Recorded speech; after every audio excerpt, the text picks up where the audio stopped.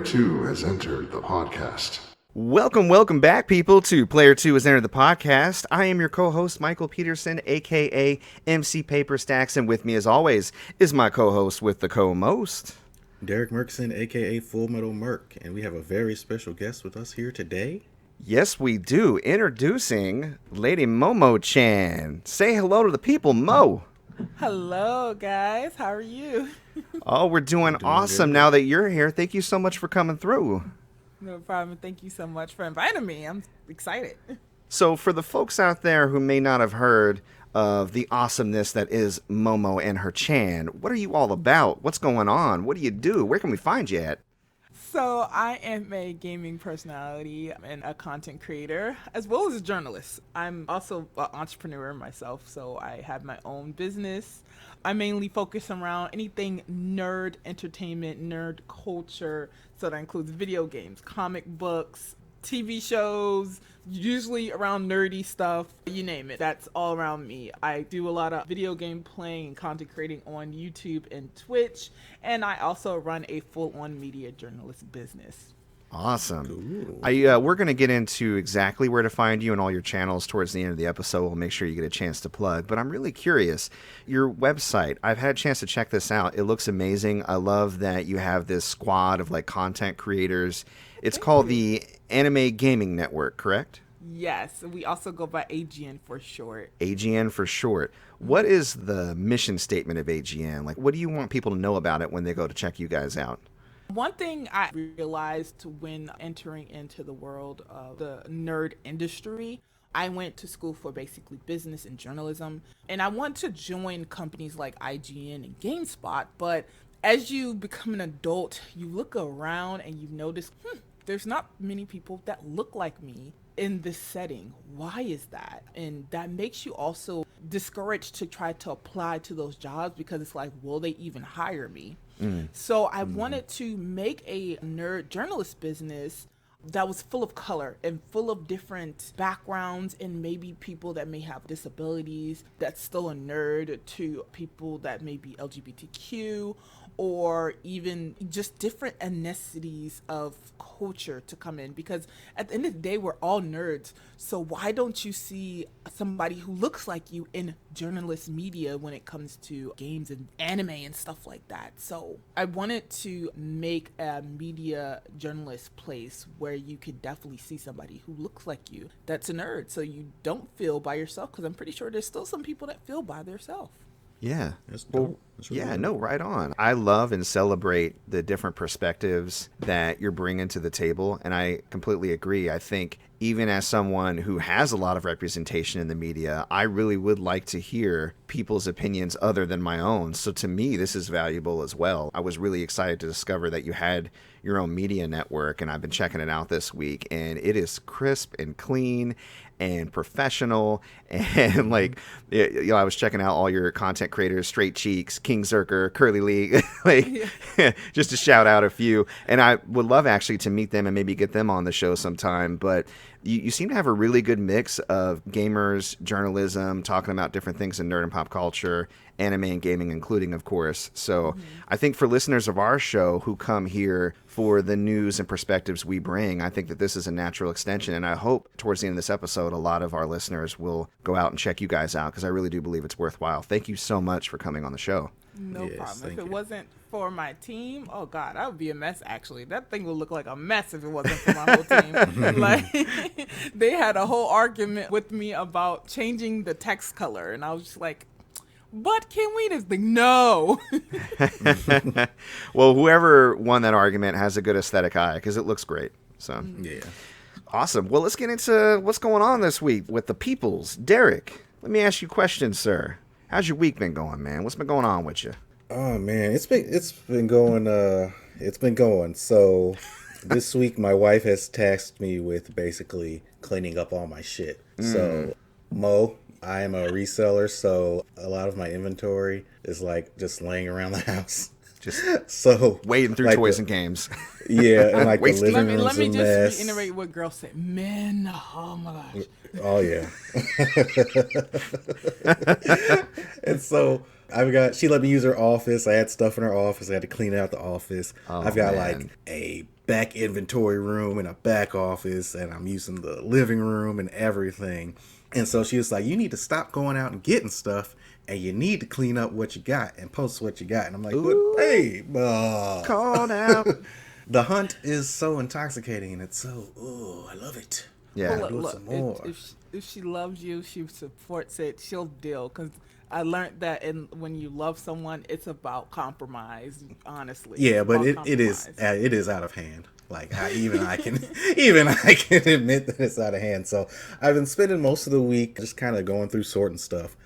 And of course, the week that I'm home and going through and sorting stuff, daycare is closed for 2 days. Oh. And my daughter brings home a stomach virus. Yay! Woo! So my daughter, she barely eats anything, right? She'll ask for like a bread sandwich, which is just bread and salad dressing on it. I don't know why. Wow. Like, we're not poor. We have food for you to eat. She just is extremely picky, and the thing she chooses to eat is that.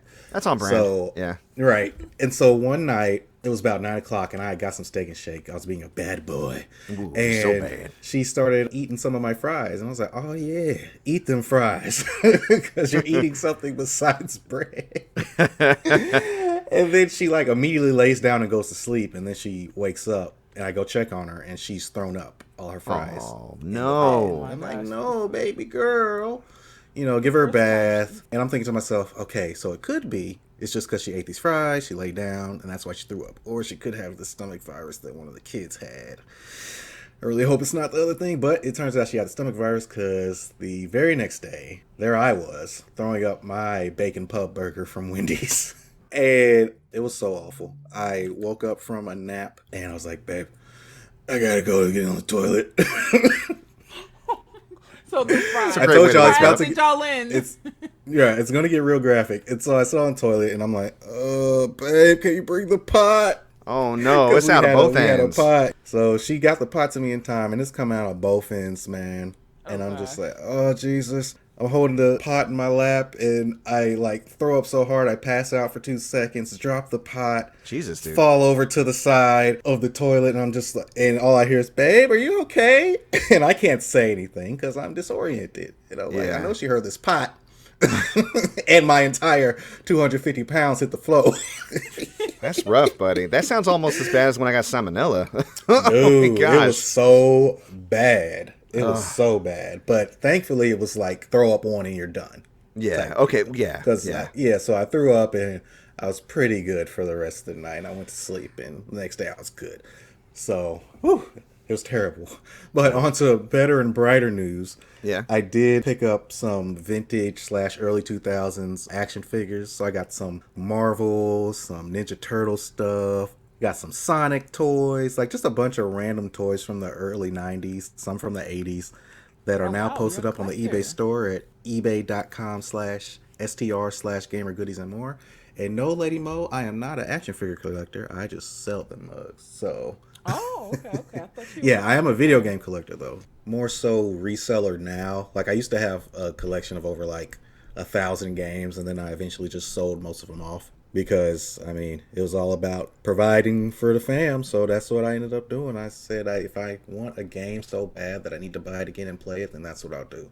Yeah. Yeah, I don't have all this space for all this, for a personal collection and inventory. So I'll just loan the game to Derrick when he needs it. It's fine. Right, and vice versa. Yeah. No, we definitely trade back and forth for sure. Well, cool, man. Yeah, that's what's going on. Same. With me, I am a video game collector as well, but since the pandemic, it's crap. I got to get things kind of digitally now. So yeah. Mm-hmm. Well, it sounds like what you need is a good thrifter / reseller in your corner. Ooh. I happen to know one. What's his name? His name is Merkman to the rescue. Yeah, Full Metal Merc. Full Metal Merc, baby. Well, yeah, we'll get a chance to plug the store again as well. Definitely. I have to check out those action figures. Yeah, they sound actually kind of awesome. So, All right. Well, I'm trying to think of what else happened this week. Lil Nas X happened this week. You guys seen that video from Montero? All over the place. The Christians are in the uprise for this one. They're a little upset. Christians and the moms. They're a little upset. He started to ascend to heaven, and then he took a stripper pole all the way down to hell, and it was the most epic thing I've ever seen. And then he just proceeded to teabag Satan. Right. So I want to talk about this real quick. Yeah. I showed my wife because I saw it first, and I was like, Yeah. let's see how she reacts. And she's like super progressive. She doesn't care. Like she loves all people. Yeah. And so she. It was wild, though. It was wild. Right. It was wild. But the thing that pissed her off the most was the tongue. Was when he licked himself. Oh, She's yeah. like, So, really? Well, yeah, in the Yes. beginning when he's playing Adam and the snake, and the snake like lays Adam down, and then they zoom in on his face, and he takes his tongue, and I never thought you could be more sensual with a tongue than this. Like, he just pushes his tongue like almost into his own stomach, and I'm like, whoa! He tasted himself. It I'm was like, that's very what, sexual. That's what made her upset. Just the tongue part. No one's talking about that. And then I showed it to her sister. She said the exact same thing. She's like, ugh, I don't want to see your tongue. They both have issues with tongues, it sounds like. Apparently. But yeah, Okay, but wait, she didn't have an issue with the whole Cardi B tongue all out with a whole bunch of girls? Oh, no, she said that, too. She's like, I don't even like seeing Cardi B's tongue out. I don't want to see your tongue. I gotta admit, when he pressed his tongue into his stomach like that, I felt some type of way. I was like, oh, I don't know if it was butterflies or vapors. Yeah, I had a moment. I had to collect myself. Fat package. Yeah, I did get to see a lot of his fat package in that video for sure. them boots. I mean, wear them boots, man. Seriously, holy crap. Okay, and he could walk in those boots too. I Yeah, can't he even could. do that. I will break my neck trying to do that. I was took some telling this skill. man to live his motherfucking truth because he was living that shit. Yeah, he lived. He was the- trolling like a mug, too. Oh, The he only trolled. thing, you know what? The only thing I cannot accept in this whole video, and no one will tell me to accept it, is them goddamn baby hairs on that wig. On that wig. What was that? Where are you getting that from? We don't do our baby hairs like that. Where did that Right. come from? Lord mercy. I mean, that whole video was doing the most, so of course you gotta do the most with baby hairs. Oh, man. I It was do great. not accept them. No. Lil Nas, I'm talking to you. I do not accept them baby hairs. But what about them Redo the bloody video. shoes? Right. I want to get them Satan shoes. Low key, I no lie, I kind of want them The Satan fact shoes. that they sold out in like under a minute is like Oh, yeah. blowing I my know. mind. I'm not But, even a shoe like, guy. I would rock them for sure. But like just the fact that Nike is you're not dragging me down with, Yeah, they got with mad. the publicity. Well, because when I saw the shoes, I was like, damn, that's a lot of shit going on with that shoe. But that hard as fuck, though. Yeah, no, they are. If I was But, like, Nike, I'd have it's- been like, yeah, let's do it. I mean, it's just the- do it. Black and red, that's my job. I don't really think that like it's human blood in the shoe. Like No, of they're course saying. not. I No, don't, it I don't is. think It's a drop of human blood mixed with some sort of ink. Maybe Okay, if somebody that's true. cut their, I feel like their it's finger a, on the paper. Just- Yeah, like prick themselves. Paper or something cut. Like, I feel like I mean, it's a that's what they story to said, sell but- shoes. Yeah, I feel like yeah. it's a story. But even if it is true, cool. I don't know. I don't know what to say. Cool. They look clean. So yeah. those are But I was then like, Nike- fresh oh, ass shit, shoes. you rocking man. a The 666 way- but on they- the side but and Nike- the Luke 1018. Oh, Snap. But the fact that Nike like won their first lawsuit against these guys, and I'm just like, okay, well, oh, that was quick. to me, That I was went like, fast. well, good thing they're not coming after Lil Nas X. That's what I'm just saying. I'll say he just partnered with them. That's it. He didn't, you know. Don't he come didn't after he didn't Soldier take Boy the for the load. Soldier Boy console. Don't do that. Right. There's a Soldier Boy console. Well, that's new to me right now. Oh, this is that's years ago. Yeah, That's that's good. it. That's 2 or 3 years He ago. basically slapped his name on one of them bootleg Chinese consoles. Mm-hmm.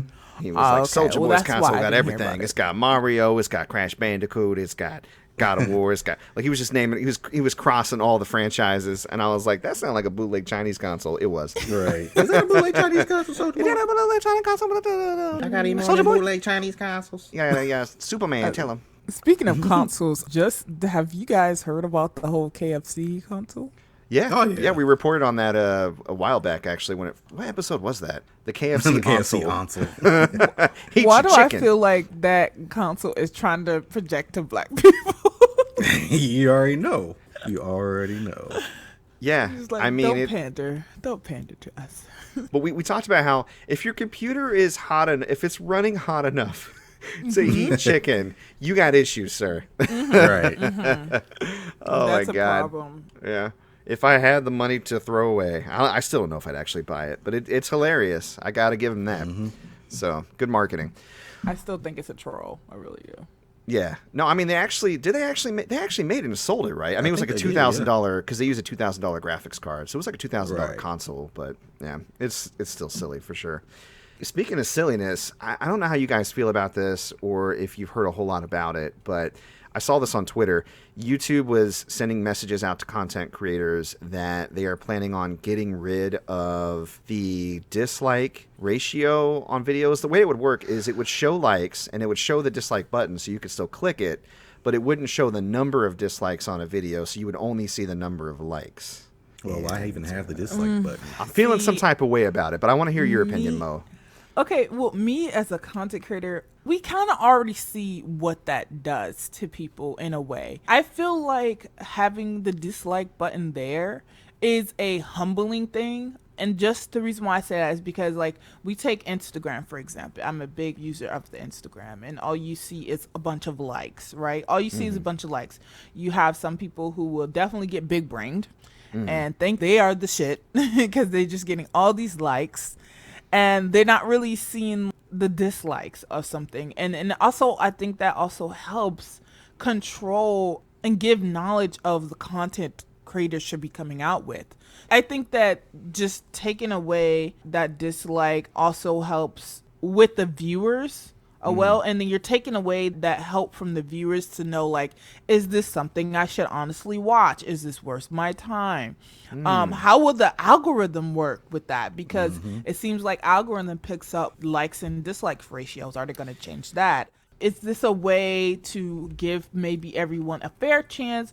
Or are you trying to... I see what they're trying to do. They're trying to make it so people can't dislike. But, like, the real question is, are you just mad because you got the most dislikes on that YouTube rewind? Well, Is that the real reason why? Yeah, they mentioned on the release that they're doing it in part to assist with creators' state of mind or their well-being. And I have an opinion on that, too, but I'll save it. Derrick, what do you think? I just feel like it's kind of pointless to have a dislike button if you're not going to be able to see it. You know what I mean? Yeah. And like you guys said, it probably has to do with algorithms and mental health and blase. I don't know all of the in-depth jargon and all that stuff to do with the analytics of YouTube, so I don't really have much to say on the subject. So well, when it comes to, like, when you're saying, like, the mental health, there has to be a time where creators, because I know creators, especially small creators, will go really, really hard for their content. I mean, doing it almost every day and just trying to put out content almost every day, every week, because at this time they're trying to hustle and make this their job. You know, if you're doing editing yourself, and God, editing is just, it's a lot. I see why they charge so much for it. Like, I understand how, if an editor comes to me and they say 500, I understand. I get it. So to be doing, like, if you're doing those editing skills yourself, then trying to put out a video, record the video, that's tiring and that's too much. We need to make it used to, like, creators having breaks, and just, like, you need to have a break without it being detrimental to, I guess, your income that you're trying to do or how you're trying to do. But then I get kind of where they're trying to come from in a way, because to then do all of that and then put that work out there and then get all these dislikes in a way where someone cannot mentally handle it yet. I get it. You're trying to figure out the steps to move forward with helping that. At the same time, I'm so iffy about it because I get the message. I get what they're trying to do, but it's almost like it's too late. You know what I mean? It's kind of too late. And at this current time, it's really a factor in how content is received. I don't see really a point in it because the damage is already done. Let's try to find a different way to help these creators. Maybe if you're trying to go for mentally, put in enforcements for, like, making it not detrimental when they leave for a little while to just have a mental break from the situation, because that's how you get so many creators that burn out. You know, try to find other solutions other than just that. I feel like there's so much they could have did, and I felt like that was the bare minimum. Yeah, I have a little bit more of a cynical take on this. So I will say that you already have the option to completely remove the like-dislike bar if you want. And people do that, and typically when they know that things are going to be hotly controversial and they just don't want to hear it, they'll turn off the comments too, a lot of times to avoid bullying. But here's the issue I have. They say it's for mental health, but the content creator can still see the dislikes. Like, the dislike button isn't disabled, and they can see the number of dislikes when they're in their creator studio looking at their videos. So people can still click it and whatnot. The reason why I have a bit of a cynical take on it, YouTube seems to play host to and promote and display a lot of extreme content, especially right-wing content. And I say right-wing because a lot of times right-wing content is a lot better funded because billionaires support right-wing viewpoints because that's how they're billionaires. So you have a lot of that already really highly produced, highly pushed, highly marketed content. And the only way really people can fight back or show disapproval of that type of content is with the dislike. But now these channels can completely remove that visual indicator that what they're saying may not be on the level. Like you said, people can look at the videos and go, hey, what's up? And now they can push propaganda even more easy because they can not only control the comment section, like delete comments if they want, but now they can control where you can only see the likes and not the dislikes. I did not look at it from that angle. Okay. Yeah. Also, like when a bad trailer drops, like everybody talked about how hotly contested, let me pull an example out of the air. The Ghostbusters reboot, right? Everybody was just like, dislike. A lot of bad faith dislike because they're like, girls in my Ghostbusters. But then also people legitly going, wow, this is bad. Because I was one of those. I was like, oh, this is kind of bad. I want it to be good, but it's bad. And so you see that huge dislike and you're like, okay, well, what's going on with this thing? You know, it gives people that, like you said, that heads up. So I dislike this move, let's just say. I'm not a fan of it. I think you either just need to remove the bar altogether or you need to show both the likes and the dislikes because people should have the right. And again, algorithm-wise, you want people to press either button because that does actually help the algorithm. People think if they dislike a video or comment something mean, it hurts the creator. It really doesn't. It might hurt their feelings if they're thin-skinned, but that actually has the algorithm go, oh, this is engagement. People are interacting with this. We should push this video more. So, yeah, I really hope they don't go through with it. It sounds like they're set to, and my opinion is all you're wanting to do is just push big business, push your cynical trailers, you know, made just to play on people's nostalgia, push your right-wing content without people being able to voice their opinion very clearly and succinctly right underneath the video. This sucks. We don't like it. So that's my opinion.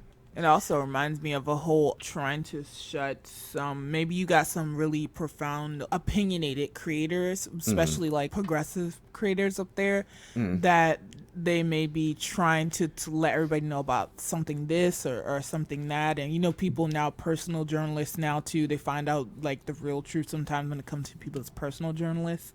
And maybe they don't want that being pushed. So I never even actually thought about it that way because I now realize like when I go on YouTube, how many actual news stuff I see. Like CNN is up there and ABC and Fox and all them. So I'm just like, you know, I just now thinking about that. There is a lot of regular TV up there now at this point. Yeah, because they realize that, you know, a lot of younger people in my generation and younger will come to YouTube for the news rather than watch TV. Yeah. But you're right. They don't push the little guys. They don't push progressives. You don't see Humanist Report or Rational National or Kyle Kalinske, like Rising. You don't see a whole lot of that being pushed as much as regular news, which I feel like already leans right because they're all millionaires or actual right-wing content. So that's my political corner for the episode. All right. Well, one epic thing that happened this week that I know you guys were excited to talk about, and I'm really excited to talk about, that Godzilla vs. Kong dropped. Yes. Kaiju battles. Oh man, I can talk about that all day. So I wanted to watch it with the fam, but we couldn't fit it in this week, so I ended up staying up late last night to try to fit it in, and I'm glad I did. I really, really enjoyed it. I want to hear from you guys. What do you guys think about it? Go ahead. Man, there were so many debates. Spoiler alerts. Oh yeah, spoilers. We're going to talk about this freely and completely. There was so much debate, but here's my thing. Like, this is a Kong versus Godzilla movie. If Kong would have won, this movie would have made no sense. I'm just saying. It literally would have made no sense. It's the fact that it's Godzilla, king of the monsters. Like, just, have you seen Godzilla's anime. Godzilla didn't even use all of its full power on Kong. Just That's a me just different say the rest. Godzilla, though. That's a no. That's a Saying different Godzilla. Godzilla. Okay. So here's what I'm saying. Okay, They so did there's a my lot of boy different dirty Godzillas, okay. They did my King boy. Kong was my boy, and I wanted him to take that W. Oh god. Oh, okay. But when he took that L, I was like, you know what? We gonna accept that L. And when Godzilla roared in his face, and he roared back, and he's like, "All right, little homie got heart." And he said, Right. I'm gonna let you live. He did shoot him a Luke like, all right, he respect. did. I beat your ass, but respect. But yeah, like it was real weird for me because one, Kong was getting in that ass. Yeah. Like, especially when he came down on him with that axe. He had some Like, that highlights should've- for sure. When you see what he does with the axe later, that should have killed Godzilla when he came down on him with that axe. But you know, Yeah. all in But all, as- like again, the human shit don't need it. I know you kind of gotta have it to move the story along. To be fair, like- there was a little bit of drama when the little girl's life was in peril, like on the boats. Like the first encounter, Yeah. when they're trying to ship King Kong out to Antarctica to go to the, what do they call that place in the middle of the earth? The Hollow Earth. Hollow Earth, The thank Hollow you. Earth, yeah. And Godzilla notices them and he swims after them. When the ships are being turned and the chaos, and King Kong is not only drowning, but the girl he's trying to protect is drowning, that human element brought a little drama for me. I was tense. I was like, oh my God, Yeah. King Kong, you gotta Well, no, turn like the boat, turn the those boat. humans were necessary. The ones that were with Kong necessary. The only humans you actually needed in this movie were the ones with Kong and the bad guys. Yeah, you're right. 11. Millie Bobby Brown and them, Yeah. they didn't need to be in the movie, especially her Millie dad Bobby definitely Brown didn't need is to be in the just movie. for publicity because she's like famous from Stranger Things. So I kind of liked the whole conspiracy angle with Bernie, but I agree it was underbaked. And if you're not going to flesh it out completely or make it more integral to the story, remove it. It was kind of a cool way to get perspective over to the bad guys, but again, you could have just Yeah. cut to the bad guys. You didn't really have to Right. have them there. So I get you on that for sure. But he also was there for comedy relief, to be honest. That's Yeah. exactly Not that what much, he was though, there like- for. Like, that's the main thing. Comedy I relief. did find them a little funny, but again, if I don't think the movie would have been diminished, and this is how you know, like when you got a little bit of fat on your movie, you need to trim. If you can completely remove them and it doesn't diminish the overall experience, and I could say with confidence that I agree with Derrick, if that trio was removed from the movie, it would have still been just as good to me. Yeah. Right. So- Yeah, and the I fact think that they so. relied on the trio to defeat Mechagodzilla, I was Yeah. like, I don't think And- that was necessary.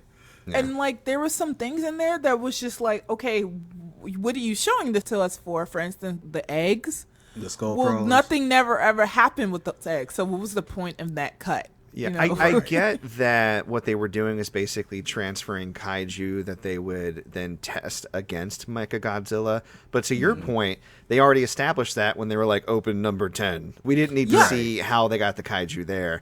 Again, they used it as a vehicle to get them there.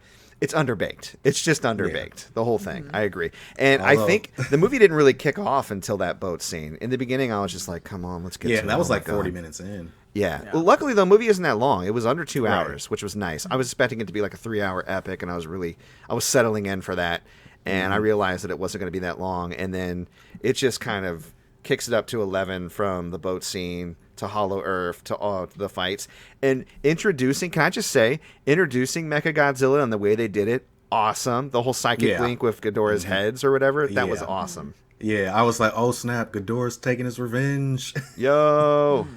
That's so dope. And can we just say for the record recount? It's Godzilla 2 fights. Kong only won 1 against Godzilla. So Yeah, that's true. I mean, I don't even. But I wanna Kong say won that 2 Kong didn't fights win because he any. won 1 against Godzilla and he won 1 against Mechagodzilla. Mecha Godzilla. But he we're won with talking an about assist, real though. one. Actually, I don't even consider that Godzilla. I consider that the other guy that wanted the revenge. Guy. Well, He can't consider Ghidorah. this: that's Mechagodzilla his kicked enemy. Godzilla's ass. I'm just saying. He Yeah, okay, and he then Kong did. beat But Godzilla. see, here's the Mecha thing. Godzilla. That's the only gripe anybody that wants to say this Kong people got. That's all he got. I was like, okay, yeah, of course he lost to himself. I mean, it's Right. itself. That's almost like the whole. Let So me it's go like to Escobar. the nega Scott. This was the nega Godzilla, of course. Yeah, like but it always to be fair, happens. Scott Pilgrim didn't lose to Nega Scott. They became friends and went out and got coffee. So I'm just saying, if Godzilla had just been like, hey, bro, you want to just ditch this whole Hong Kong fight and go get some fish? I bet Mecha would have been down. But he didn't think of that because he doesn't have galaxy brain like Donkey Kong does. Yeah. Here's another thing with but King Kong grabbed that axe. Like, he can use crude tools. He's a monkey, y'all. He was like, look, I'm going to grab this. I'm going to grab this axe, and I want you to heat it up. He probably he gave Godzilla a look like, hey, charge this for me, please. Thank you, sir. You know, that's fucking teamwork. Look, I knew that Kong was going to lose in the trailers once I realized about the whole axe thing or the weapon. I was like, he's going to lose. If you need a weapon to fight Godzilla, you're going to lose. Just point blank. How many times did Godzilla almost die? First of all, I knew Godzilla wasn't ready for this fight the moment he almost died from a flying snake in the Hollow World. Damn. And the humans needed to help him out. How many times is the humans going to help you? No, it was a lost cause. You should have knew. Yeah. You lucky but that Godzilla didn't even nuke you, because that's what he does to his opponents. He usually nukes them. That's kind of why I like King Kong. King Kong, he has the power of friendship and teamwork. He's got support. He's got a squad. You know what I mean? He's more relatable. I appreciate you trying to just be like, he's just trying to chill on Skull. Yeah, I got to get my boy. But no, seriously, like, I mean, you want to be a lone wolf or whatever and be a badass. That actually got Godzilla in trouble, because if he had friends like King Kong did, that he wouldn't got bodied by Mecha. In fact, in the end, King Kong being convinced to help Godzilla is what helped Godzilla prevail. Otherwise, he would have failed. In fact, if you go back to King of Monsters, Godzilla would have failed if it wasn't for Mothra. You need a squad. I'm saying. But where were the other Titans in this movie? Like, they just sleep. They just said they were defeated. It wasn't called Titans versus King Kong versus Godzilla. It was called Godzilla versus Kong. So I'm just saying. Just saying. All the Titans were basically in a They saw what happened to King Ghidorah, and they're like, we ain't getting in the middle of that shit. You know what? My favorite part of this movie, I think, was when they were getting the power source for the axe, and Godzilla felt it, and he was like, "Oh hell no!" And he shot the beam down to Hollow Earth. That was crazy. And then they look at each other through the hole. It was like, that was actually one of my favorite parts. It was just like, he was like, "Oh, they right here? Oh no, here we go." Right.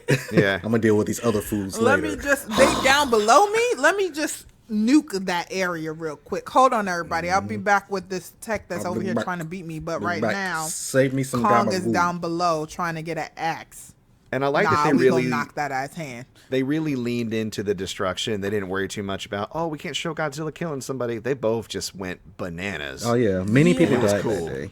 Yeah, many people died that day, for sure. Look, can we talk about how Hong Kong civilians went from 500,000 civilians to maybe 50,000 civilians? Bruh. Like they were, those poor people. Like, the whole time I was actually watching this movie, I was just like, yup, they dead. That building, yup, they dead. Dang. Mm-hmm. I mean, they dead. They had a short little scene where they were evacuating or going to the little Titan shelters, but I'm like, there's no way they completely evacuated. There's just no damn way in hell. No. So, oh my and God. I was narrating their whole... What do you do when you just see what would you do if you just see, like, Godzilla just coming up, popping out of the water? And he's fast, too, in the water. So, like, do you think you would have time to reach that Titan's shelter? Well, So, before or after I shit my pants, exactly. Right. Running with shit running down your leg. Seriously though, would you think you would have time to even run to a shelter the moment you saw him approaching? Man, I can't even get my son out the door to go to the grocery store. I feel like halfway through getting his shoes on, we both get stomped on. So it'd be over for me. Family man, you're done. Sorry. Mm-hmm. Nora, come on, we gotta go. No, whoa. I want my bread and my salad dressing. And you're dead. Like, well, God damn it. So much for that.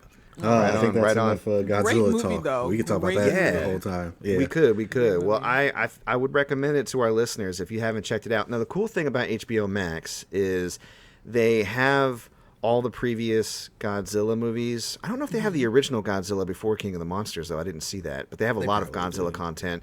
They have Kong Skull Island, that original one that introduces him with Samuel L. Jackson. Check those out beforehand, before you see the main event. It'll make it that much more sweeter, I think.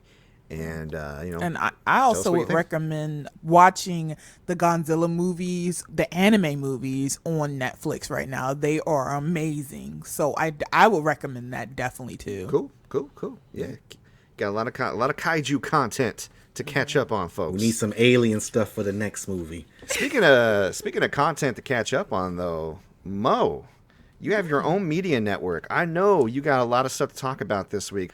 I want to give the floor to you. Tell us what's going on in your world. I want to hear about it. Oh man, so the first thing I really want to talk about is this anime called Yasuke. I'm probably saying the name wrong. Yasuke. Okay, there we go. Yasuke. And the fact that like they're making this an anime and they're talking about the first black samurai in Japan. And I'm so excited about this because it's the first time we're going to, well, not the first time because we had Afro Samurai, but like a real story conveyed off a real person turned into an anime. And I'm excited for this because this tells a little bit, I'm pretty sure there's going to be a lot of fantasy still in this because it's anime. But it's giving the story of a black man, one of the first to learn, all of us nerds wants to learn right now is like freaking Asian culture fighting. And this man did it. He was a samurai. Like I can't tell you how many nerds, and especially myself, would love to be a samurai. But and just to see that just to see that this historical story being told of the first black samurai, it's really interesting. It's coming out April the 29th, if I'm not mistaken, on Netflix. I believe the company is the guy named Flying Lotus. I think he's part of that company, or he's either the maker. Oh, is Flying Lotus doing? Is Flylo doing the soundtrack? Oh, I guarantee you, he's going to probably do the soundtrack. I guarantee That's awesome. you. Like, if he's the person that helped with making this anime come to life, I guarantee you, he's going to put his music in there. Yeah. So, Derrick, we talked about Thundercat before. They're in the same crew. So yeah, they are. Dope. And like, I mean, who hasn't heard of Flying Lotus? I mean, if you watched Adult Swim, they played a lot of his music. Oh yeah. No, he's like the Nujabes of Nujabes. Oh God, rest in peace to him. Yeah, rest in peace, Nujabes. But no, like Flying Lotus is like that, but obviously American. So it's cool to see him. Wu-Tang, I think, heavily inspired Afro Samurai, and now we got Flylo's take with a real life historical figure. I'm sold. I'm ready for it. Yeah, let's go. And it's gonna have a supernatural element to it too. So let's go. I like it. I'm actually really excited for it. I can't wait to see this anime when it drops. And then also, I don't know if you guys talked about this earlier, but like, did y'all talk about the fact of like the Avatar studio coming to life yet? Oh yeah. Oh man, I'm really excited about that and seeing what they bring forth to this, to Nickelodeon doing this, because I think Nickelodeon, if I had to say, probably, can we categorize Avatar as an anime? I don't, like, that's so hard. I think it's unofficially been welcomed into the anime community. Yeah, I think so. I would say that too, but like, it's the first time for them to now dedicate a whole studio to Avatar. I didn't even think that was possible for that. It's that good of a show.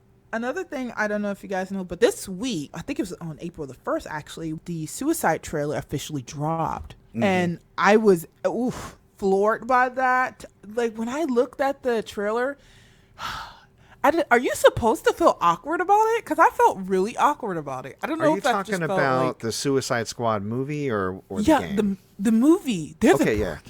Yeah, there was a second trailer that dropped. Okay. Yeah, I saw the first trailer. I didn't get a chance to catch the second trailer. Did you, Derrick? Yeah. Okay. Yeah. Well, I know the first trailer dropped, it was more so just showing the characters and their like art. I remember the first official trailer of like what's happening in the movie dropped on, I believe, April the 1st, if I'm not mistaken. That came out. Okay. Showing everybody, the usual of the whole, detonating chips in the head and everything. I was actually surprised to see Harley Quinn back in there. That part is making me scratch my head because I'm pretty sure in the first one she got out and then she had a whole movie where she was just free. So how did she get back in that situation is more so my question right there. I feel like this is a soft reboot. Soft reboot, yeah. So I think they may take some liberties. They kept some of the actors I think that did really well in their parts. But DC, obviously not as methodical and well thought out as Marvel. So they've made some missteps, and I think that they recognize that the properties themselves are popular. They just need to handle them a different way. Now, it could be, to your point, that they do try to work it into where she's back in the squad for whatever reason. Yeah. Could be. I mean, because she is a criminal. Could be she was set free, got in some trouble, got rearrested. Who knows? I mean, Right. that's how it goes in the comics. That Right. revolving doors at Arkham, baby. But, but I mean, I'm taking this. I'm like setting those other movies aside, and I'm taking this as its own thing. And I'm gonna try, just like I did with the Snyder Cut unsuccessfully. I'm gonna try to watch this without being influenced by what came before it.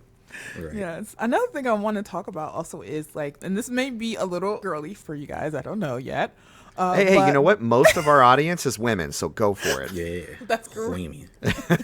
So like the whole thing of this Powerpuff Girls live action coming Oh into my the CW. God. Sugar, spice, and everything real life.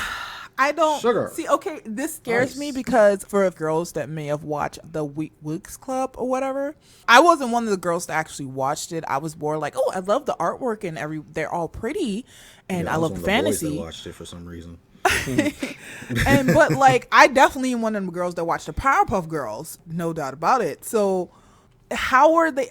I'm so scared for like them just doing this. I get that we had a great television childhood. We did. We really did. The 90s kids had great television childhood. We had great shows in the 90s.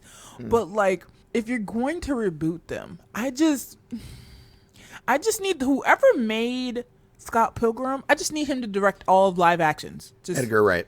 like, yeah, let him just do all that, because anybody else, I just feel always disappoints. And so with this whole Powerpuff Girls live action coming to CW, I'm to the CW of all places. I'm just, I have no faith. I have no faith in it at all. My expectations are low as well. I agree with Yeah. you. Yeah. So I have very little expectations for this show. That's a running joke on the show, actually. We were talking to Kitty Sapphire, and we were like, when we say things are a little CW, it's not a positive thing. Yep, it's not. It's not. I mean, the only good thing I saw really that came from the CW is I want to say The Flash. I actually did like The Flash. Okay. The first few seasons of that. Yeah. I never caught it, but respect. I've seen some clips, and people I trust say it's pretty decent, so I'll buy that. Yeah. Let's say The Flash. There's some other news I want to talk about. It's kind of like the ending we just got for The Promised Neverland. Spoiler, And this man's Spoil- never seen it. yes, Yeah. this is a little bit spoiler. No, but, Michael has never seen it. So Yeah. I Oh, don't okay. plan on I'm not watching gonna. Well, I don't want to honestly spoil it for you. I just want to give you a taste. The I'm okay thing with is- that. Yeah. I'm not like super hyper against spoilers, so as long as you don't flat out spell it out for our listeners, and we'll still put a spoiler warning, of course. Yeah. But yeah, go ahead. Sure. The thing about it is, first season, everyone was like, it's great and you should watch really it and good. everything. And Yeah. I watched the first season. It was immaculate. It was amazing. But then you go into the second season, and I'm actually a manga reader because I could not wait. So I start reading the manga. But Finish. when you go into the second season, it's vastly different. And I mean like vastly, vastly different. And it feels almost like the studio, for whatever reason, was trying to just hurry up with the story. Like they really rushed the second season. And it didn't make it good. It didn't make it Yeah. good because it was so rushed looking. Like the kids Animation growing was up so bad. fast. Like it's the fact that they grew the kids up so fast. I get that you're trying to like, okay, let's grow them up, but like the fact that they rushed the second season, I just saw so much potential in the second season that could have happened. So much more story that could have really been told. I'm trying to figure out why was the second season rushed. And I haven't looked too much on Japan's side, because usually if Japan don't like it, then America ain't getting it usually. And if it's doing good in America, they'll probably try to rush it and show you like, this is what it is. Like I'm getting like vibes from like Dead Man Wonderland, which I absolutely have no clue why Japan did not like Dead Man Wonderland, but it did so well in America. And I'm like, is it the same thing that's happening over here where it just was not well received in Japan and it just got rushed over here? And I just don't understand why they took a potentially amazing story and just crushed it. Yeah. Yeah, I mean, no, could be budget. Did they change the writers for the second season? Do there, No, so what happened was the writer of the manga was on as an advisor, and I guess people didn't like the way that the manga went, which I don't believe, because I read the whole manga and I enjoyed it. very Yeah, much. it's good. I don't know if they didn't have the budget or they just wanted to push out a show real fast, but they basically skipped like 3 arcs in the manga. Mm-hmm. They cut out entire characters. They took stuff that happened in those arcs and like moved them around in this show, and then they just completely wrapped up the show with the second season. Yeah. And they did like a slideshow of events that happened in the manga but weren't shown in the show. It's real sloppy. It's the worst adaptation probably since Tokyo Ghoul's second and third season.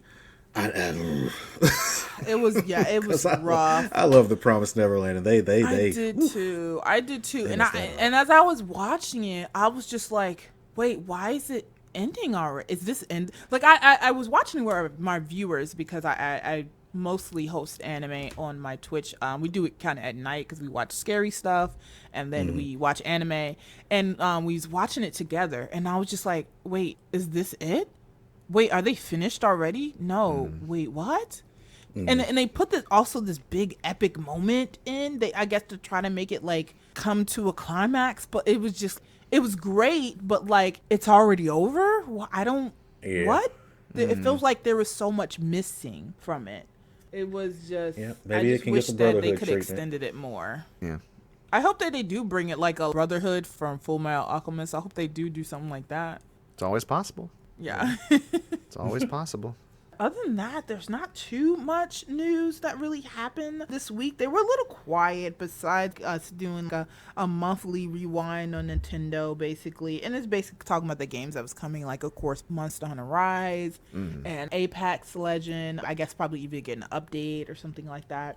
But it wasn't too much this week that happened with news. Okay. Besides, like, the new maps coming out, Dead by Daylight, if you're a player of the Dead by Daylight series, stuff like that. Great. Well, you mentioned earlier before we were recording, I'm not sure if you still want to discuss it or not, just how you're feeling overall about being a creator in this space, right now. And you had some stuff you wanted to discuss about TikTok, I believe. Did you still want to talk about that, or? Oh, yeah. Oh, boy. So I don't know if anyone, I'm pretty sure actually everyone, if you're a TikToker, has seen the whole viral thing of like the Addison Rae girl going onto the Jimmy Fallon show and doing a literal black TikTok dances. And the side by side. Me. Yeah. Yes. Yeah. And it frustrates me because this is not the first time this happened. Of course, it's not the first time. Right. We saw the same backlash when it came to Charli D'Amelio and the girl who made the Renegade. And the original girl who made the Renegade was like a dub smash creator. She made this dance and then brought it to TikTok, and then you seen Charli D'Amelio just pick it up and do the dance with no credit, and then it's just rise to fame. You see her rising to fame. Meanwhile, this girl was sitting up here trying to say, hey, I created this, and no one's paying attention. And it's the same thing with these two kids. And the sad thing that I don't like about this is one of the kid creators I already follow, and he was just doing his regular dance, and he was like, hey guys, I got followed by Addison Rae. And I'm just like, why are you happy about that? That means she literally just took your dance. Right. She took your dance and made profit off of it, and then she followed you. Do you not think that it could be her watching you? Because this also reminds me of, if you guys seen Bring It On. Yep. And the girl, she was like, big redhead, coming here with the camera and just record us. Yeah. It's bringing on a real life, man. We're seeing it play out before our eyes. It's real life. And they were telling you that back in the day that they do that. It was just like, oh, we think it's for entertainment. No, these things really happen to black creators all the time. And it's at some point people actually have to say, hey, you know what? Black creators are the blueprint at this point. Because a lot of the times, all those dances usually that get popular, 9 times out of 10 they're by a black creator. Now, hence, the only dance I could say that got popular that wasn't by a black creator was the whole I didn't even notice, but that Doja Cat one, yeah. And that one was by a different creator. But look how fast she got recognized by that dance, and then actually kept her dance creative, like kept her credit. That's ridiculous. So this girl would be able to create the dance, keep it, get the recognition, and get to be in that music video and everything. Meanwhile, the black creator that's doing tons of dances to get this app popular is not getting any of the credit. A lot of them, and I mean a lot of them, are getting shut down by TikTok. Shut down. If they're saying anything political, if they're trying to get anything help out there, if they're just creating, if they're just having fun, they are getting shut down from community guidelines that don't make sense. A big one is really with people saying the N-word. So like, for instance, I seen a TikToker who was just like trying to point out that this white girl was saying the N-word. And they didn't say anything. They just showed, right? They showed the video. And the girl saying the N-word, and that black creator got muted or taken down for bullying. Meanwhile, the person that she showed still has the video up of them saying it.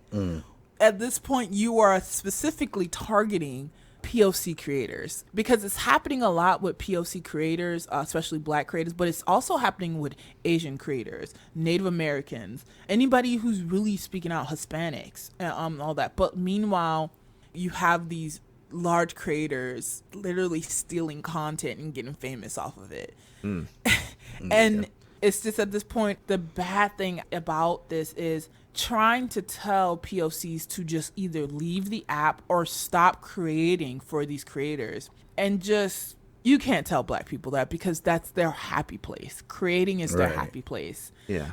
Smiling and goofing off is their happy place. And I realize, as black people, our one coping mechanism is to be hilarious.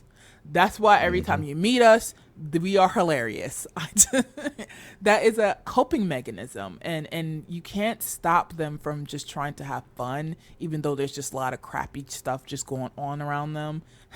How do you stop somebody's coping mechanism that other people are profiting off of? Yeah, you gotta start your own stuff. What you're doing right now is one of the solutions. I think another thing is just calling people out. I saw that on Twitter, the side by side. And the thing that pisses me off, I mean, I know this isn't the biggest issue, but if you're going to copy it, one, credit it, but transform it or do it better. A lot of these white creators that steal shit, they're worse. They're way worse at it. I was literally just fucking watching suck. the video, and I was like, oh, wow, she's not doing very good at all. Yeah. And you can tell And, that they were created by black people. Yeah. And then when you watch them do it, you're like... You hear the argument of, oh, well, she was on live television, and the way the black creator was doing it was too seductive. And then, what? No. Which is racist as fuck. It's just like, there's a different standard. It's really definitely. Sexualizing this little girl. That's what they just did. And what really pisses me off is Fallon's house band is the fucking Roots. Right. Roots. Why is Questlove not pulling him aside like every other day? Like, why? What are you doing? You sell out. Stop stifling people, like, talking shit about Amazon. Stop promoting these thieves. Stop promoting like this culture. You know what I mean? Or we're gonna walk. Like, he doesn't deserve a house band like the Roots. You know what I mean? Like, that pisses me off too. But I could rant all day about Fallon. But yeah, I mean, I think we need to call people out. When it comes down to it, it's money. It's money. Yeah, it's money and what people are deem more marketable. We still have all these old white racist execs that think you're not marketable unless you have a lighter skin tone. You're not marketable unless you look a certain type of way, and that's the type of attitude we got to work against. And another thing I just noticed is just like, I have to think about the demographic here. People of darker skin tones, black people, usually do not have the wealth in this country. We don't. So when we do get wealth, it's like, for instance, I could tell you without a doubt, being poor and just not having accessibility to trying to find wealth, or it just always feels like Jesus getting taken away from me, or just like I keep being in this pit and it's just I can't get out, and you finally have this way out, and they give you this money. They say, well, here, I'll give you 50 grand if you dance around for me and be my entertainment. Well, I don't want to be in this situation anymore. This sucks, but that sucks too. But at least I'm not in that situation anymore. So let me go, I guess, sell out, just to have a living. Put my hat and my shoes on. Yeah. And I ain't mad at people that do that, but you're right. That doesn't get to the root of the problem. And then when you do what they ask you to do, when you find those bootstraps and try to pull yourself up by them, they cut the straps. They do. We see it all the time. Anytime somebody gets any kind of platform of success, if they're not the right demographic or the right color, they sweep their legs out from under them. And it's shitty. Sweep the leg. And that also reminds me, for instance, this group that I'm with called the Black Girl Gamers, which is centralized in the UK. And how many guys actually come to the group and be like, hey, why don't you let in black men? Or, hey, why don't you let in other white women or Hispanic women? They're just like, no, it's for us because we do not get the recognition, period. So we have to, I understand we want to help all you, but right now, guess what? The leader of this is a black woman, and she wants to help black women because, one, in the gaming world, they are super harsh to girls. And then just two, they're just super, super harsh to black women because apparently we don't exist. Black gamer girls don't exist for some reason. And I'm just like, we out here, you just choose to ignore us. And then when we do tell you, you want us to name the circumference of Goku's dick. I'm just like we out here. But like at this point, you making our eye roll and be like, let me just go back into the corner. And so therefore we have to have now this space to ourselves. We have to also admit that like along with coming with oppression for black people, there's also oppression for women as well in a different way. So yeah, I actually did a write-up on J.N. Lopez, the woman that started it. I used to do a lot of writing for the gamer community at my job, and they just kept asking more and more from me and giving me less and less. It's a $1 trillion company, so I kind of took my creative juices and I focused them elsewhere, mainly into this show.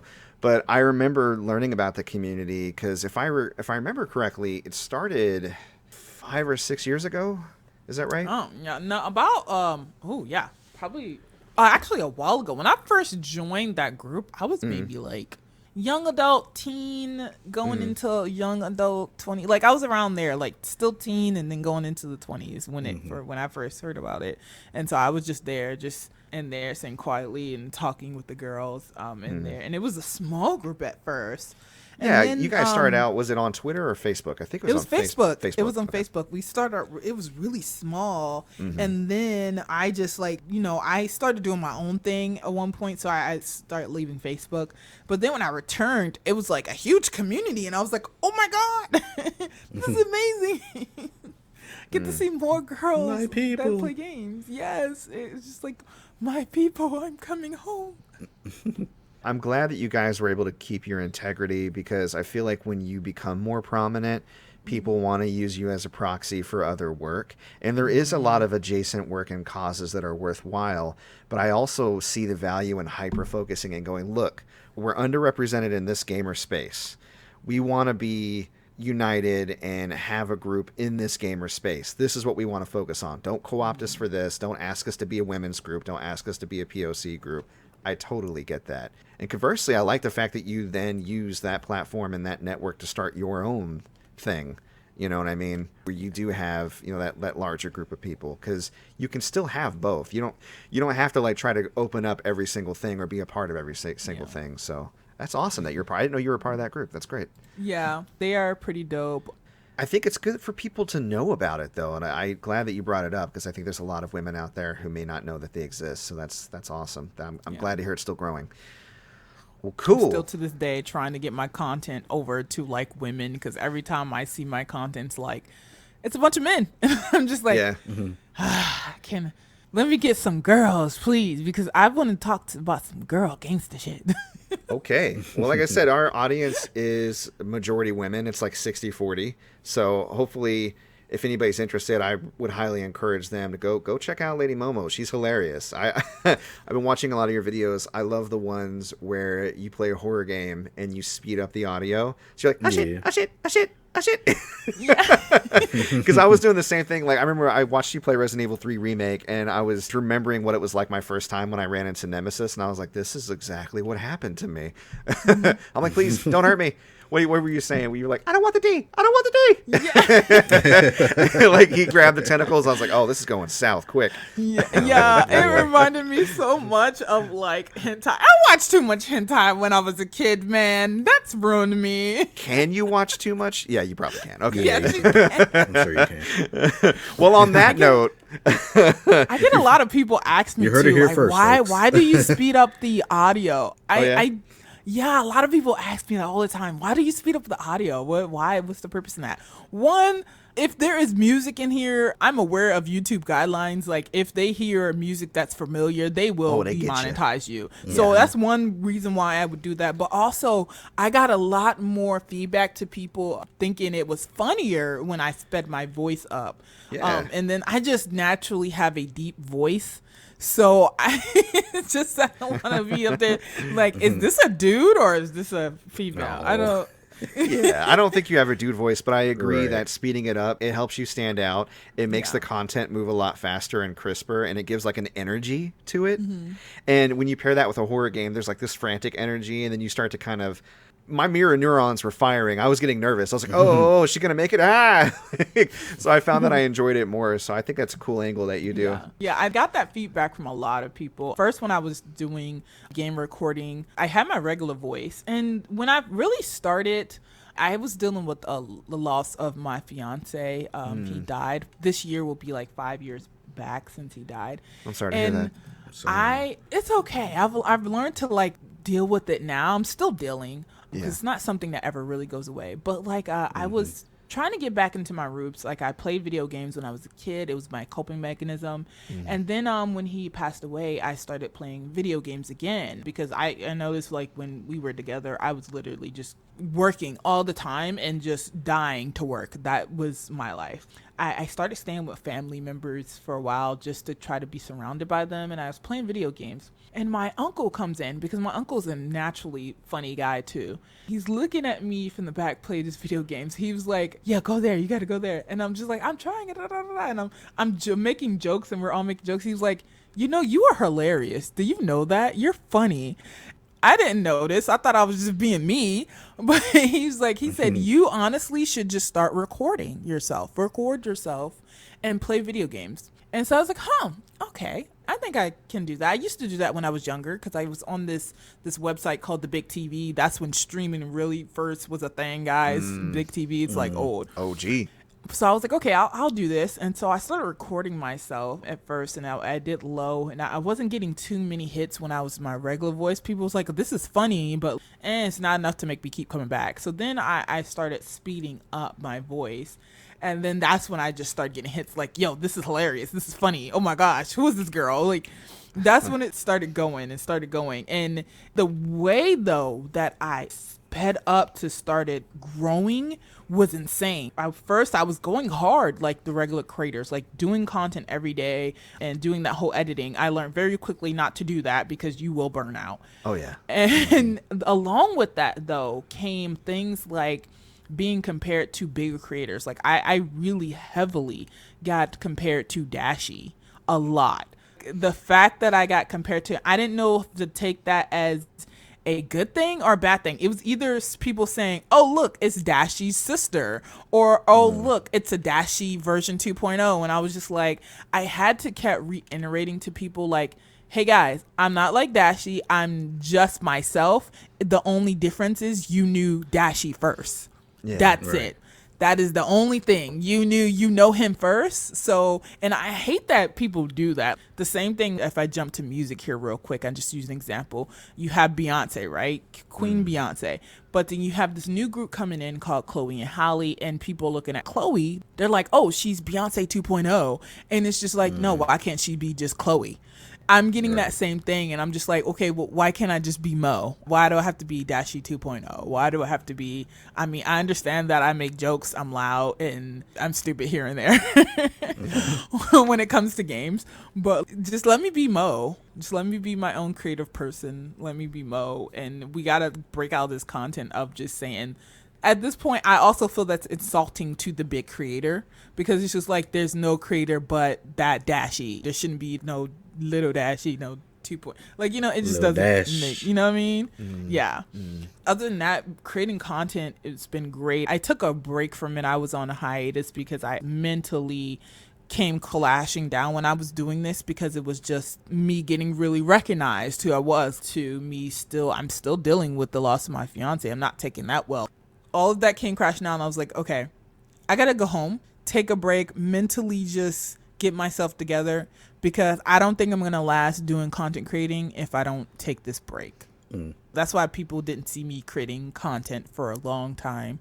But I'm starting to get back into it. The first place I went to was Twitch because I feel most comfortable with Twitch because I want to kind of get back to who I was and how I am used to being crazy. Like, I'm fine with talking to myself. So yeah, I think it plays into a natural human tendency, honestly, to try to categorize things. I agree with you. It diminishes even if you're trying to use it to uplift people or by comparison. And I think you're a really genuine person, and I think the more that you show that genuine side of yourself and the more that you kind of shine through with your content, eventually you are going to break through that like a lot of other people have.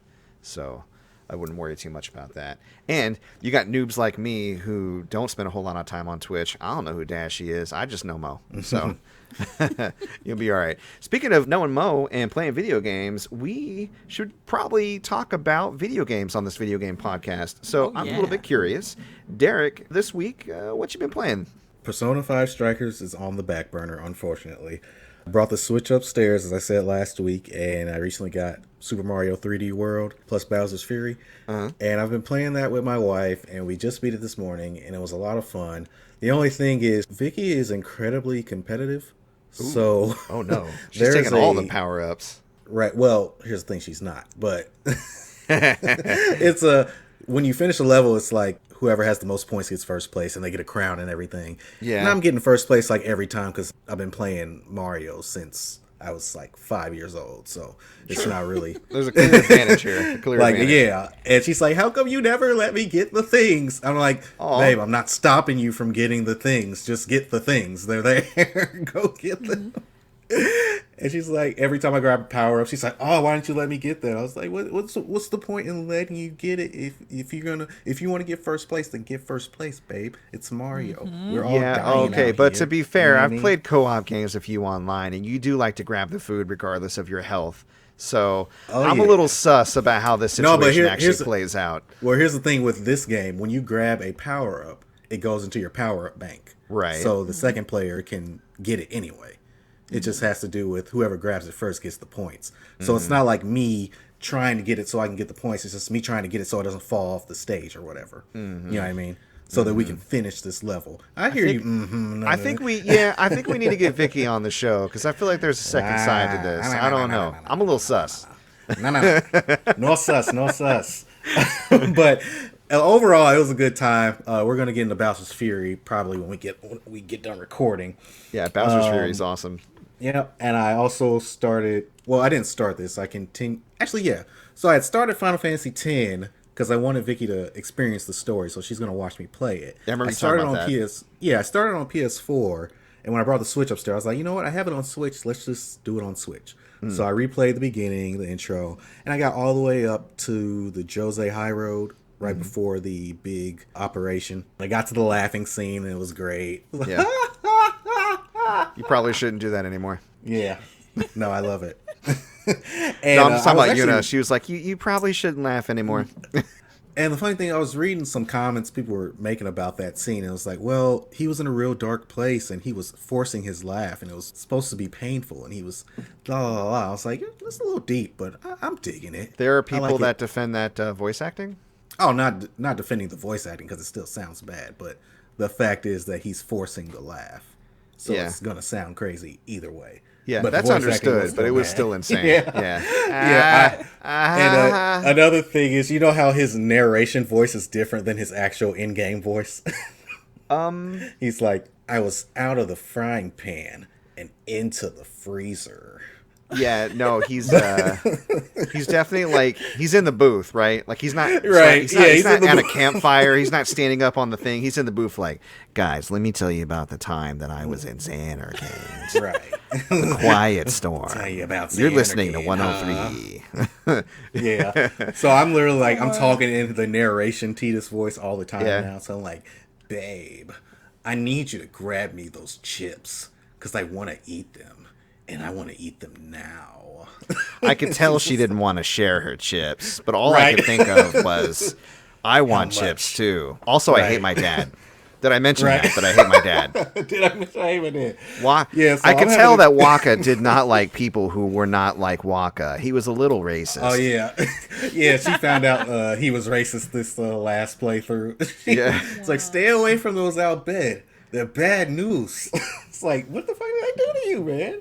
What did the Albed do to you? But used I the can talk about forbidden Final Fantasy machina. X all day. Yeah. Oh Talk about all God, day. what a It's my great favorite. game. It's my favorite Final Fantasy game. Gotta go in the top 10. Yeah, anytime that a game or any form of media uses religion as a jump off point, it catches my interest. I could tell they wanted to attack and dethrone God, Right. but I didn't have my Satan shoes on. They Right. sold out in under 1 minute, so I was not prepared. I needed to level up once more to get my strength stat to 666. Oh my God. Oh man, but okay, so the next game that I played, I just popped it in this week. I was like, you know what? I have Xenoblade Chronicles Definitive Edition. Let me pop that in. Yeah. I got through the first 3.5 hours, and I actually like it a lot. Yeah. The combat is not as flashy as Xenoblade Chronicles 2, obviously. But for a Wii game that's been remastered, it looks excellent. It looks on par, if not better, than Xenoblade Chronicles 2, which is saying a lot, because Xenoblade Chronicles 2 actually looks really good. The world is very beautiful. The voice acting in the first game is a lot more tolerable than the second game, I would Yes, say it that. is. I agree with that. Oof. Oof. It's like either but- hit or miss sometimes with voice acting. But how And is the most of time fan I'm going with the service? sub. There is none so far. Yay! Yeah, there's no fan service in Xenoblade Chronicles. 'Cause that makes me The first one uncomfortable. so far. Yeah, Xenoblade Chronicles 2 is just like... why does it make you Grampy uncomfortable? Because Grampy Pond made a sex robot. I didn't make the sex robot. Right. Poppy, It's okay. just that Xenoblade Chronicles 2 takes it a bit far. Like, fan service is fine.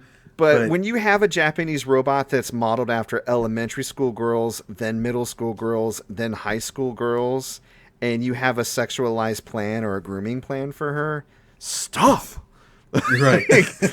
Stop that. That's when fan service goes too far. Yeah, like I could But see still a great game. I could see arguments for some sexy characters, but like all of them are sexy regardless if it fits their character or not. Like the military chick with the huge arms. Why? Right. Why with the boobs? So that's all I'm saying. Yeah. But I'm enjoying that. So, unfortunately, like I said, Persona 5's on the back burner until further notice. And I'm sorry, Mike, I'm not going to be able to take that journey with you right now. I'm taking 3 other ones. Oh, I mean, it's fine. We'll get to that spoiler cast eventually for sure. All right, well, Mo. Let's go to the leaderboards. Mo. Do. You have it. I'm sorry, Guts is in my head. I know you guys haven't seen the show. You need to, everybody, go to YouTube. If you're a baby, unlike me, I'm the oldest man in podcasting history. But if you go to He is YouTube, focused on this Guts. He search is focused. Nickelodeon Guts. It's American Gladiators for babies. Anyways, Mo, what you been playing this week, Mo? I've been playing Monster Hunter Rise this week when it first Cool. launched. So I got it. Unfortunately, I did not play the demo with all my friends because I just had a lot of things to do. So the day that it came out, I will call this the game with tutorials. To be honest. Oh, man. Oh yeah, I anticipated that for sure. Oh my game. god, there is so many tutorials, and I'm just like, I just want to fight. I just want to fight. Let me go kill some monsters, please. I just that's all I want to do. I took the time basically to just sit one day, and I was like, okay, I'm just gonna go ahead and just read all the tutorials because I don't want to be doing this during stream. I want to just get into it and play the games when I'm streaming. It's been really fun though. It is a little bit different when it comes to mechanics for the PlayStation 4. There's a lot more you can do. Like my favorite thing that they put in this game is the whole wire bug jumping. That looks cool. It's so fun. I was like, yo, I'm temporarily Spider-Man. Yeah, and for the folks who don't know it's what so it is, cool. explain it, because I don't know if everybody is familiar with this mechanic okay, or why it's so- so awesome. So the whole thing of the wire bugs is like it's basically this little bug, and it has the ability to launch you in the air, and you can use this ability to launch yourself on 2 monsters. And if the monster is weak enough, you can use this specific bug to launch that at the actual monster, and even ride that monster and control it, like attacks and everything.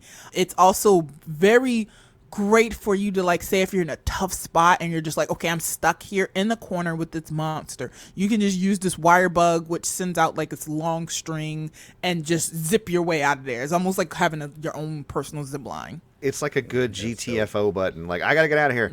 And Yeah. I love like the It's amazing. implications for mobility. Like, I haven't been able to use it, but I've watched it in action, and it looks so fluid and intuitive.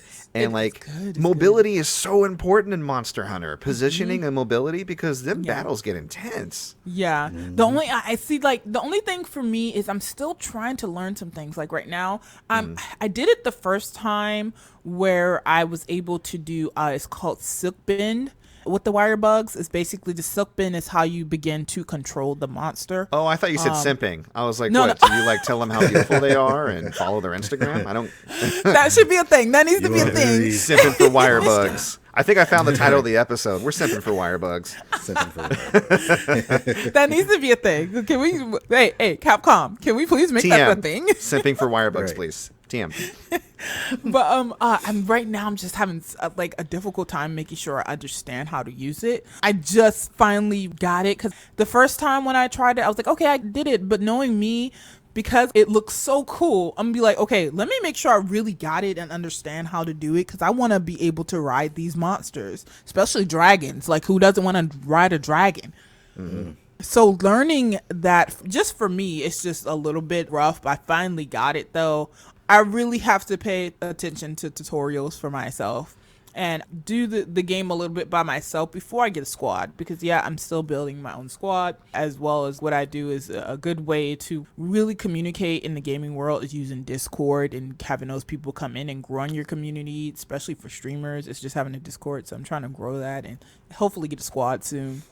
Cool. But I'm just learning how to just work the new mechanics of the game. And to be honest, if I'm being honest.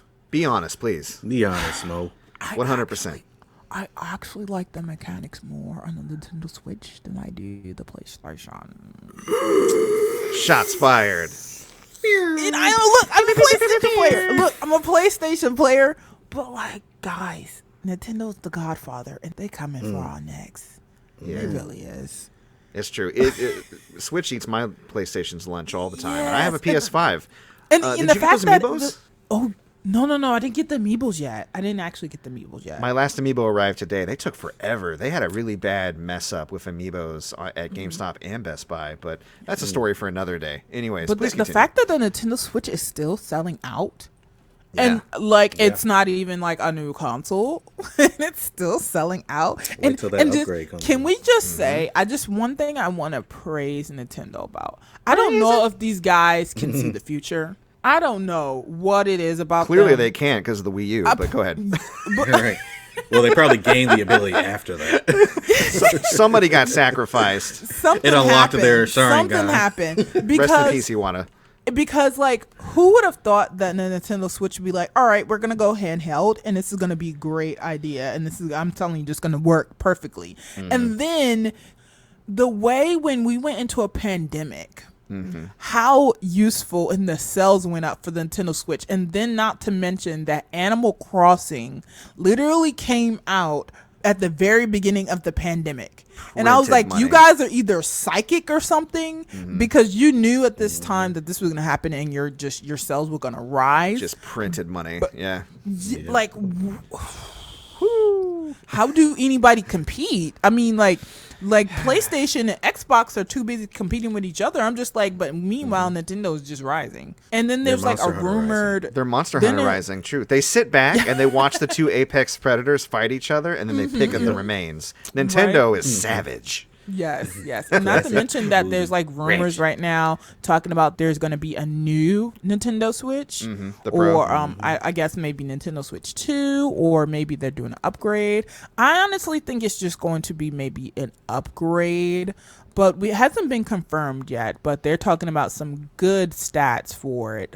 So I'm honestly thinking it's just going to be an upgrade. I don't think it's going to be like a Nintendo Switch 2 like other people are thinking. Like, some people think it's going to be a whole new system, next in the generation of Nintendo. No, it's gonna be a half step, most likely. Yeah, I feel like it's just going to be kind of like what they did for Nintendo Lite, but just maybe a Nintendo Pro, maybe? I don't Nintendo know. switched to 4K. Yeah. Basically. Like that's what I think it's just going to be, because I mean it's selling still very, very well. I mean, there's no need to make another system for Nintendo right now, to be honest, because it's the only one of its kind. Because people still, I don't want game companies to understand how much people actually love handheld games. It is so vital. So that, like, the fact to me that it's disappointing also that, like, I know you guys heard the news about PlayStation stores, Yeah, or the we're going to talk stores about shutting that in a down. few. Yeah. At least keep your handheld stuff, because people really love that. They love handheld. I can't tell you a day I went without my, like, Game Boy Advance when I was younger, or my Game Boy Color. That's very vital. I think it brings in a lot of money. So never forget your handheld games. Straight up. Well, what else did you get into this week, Mo? I just finished playing Little Nightmares 2. Yeah. Yeah. Yeah.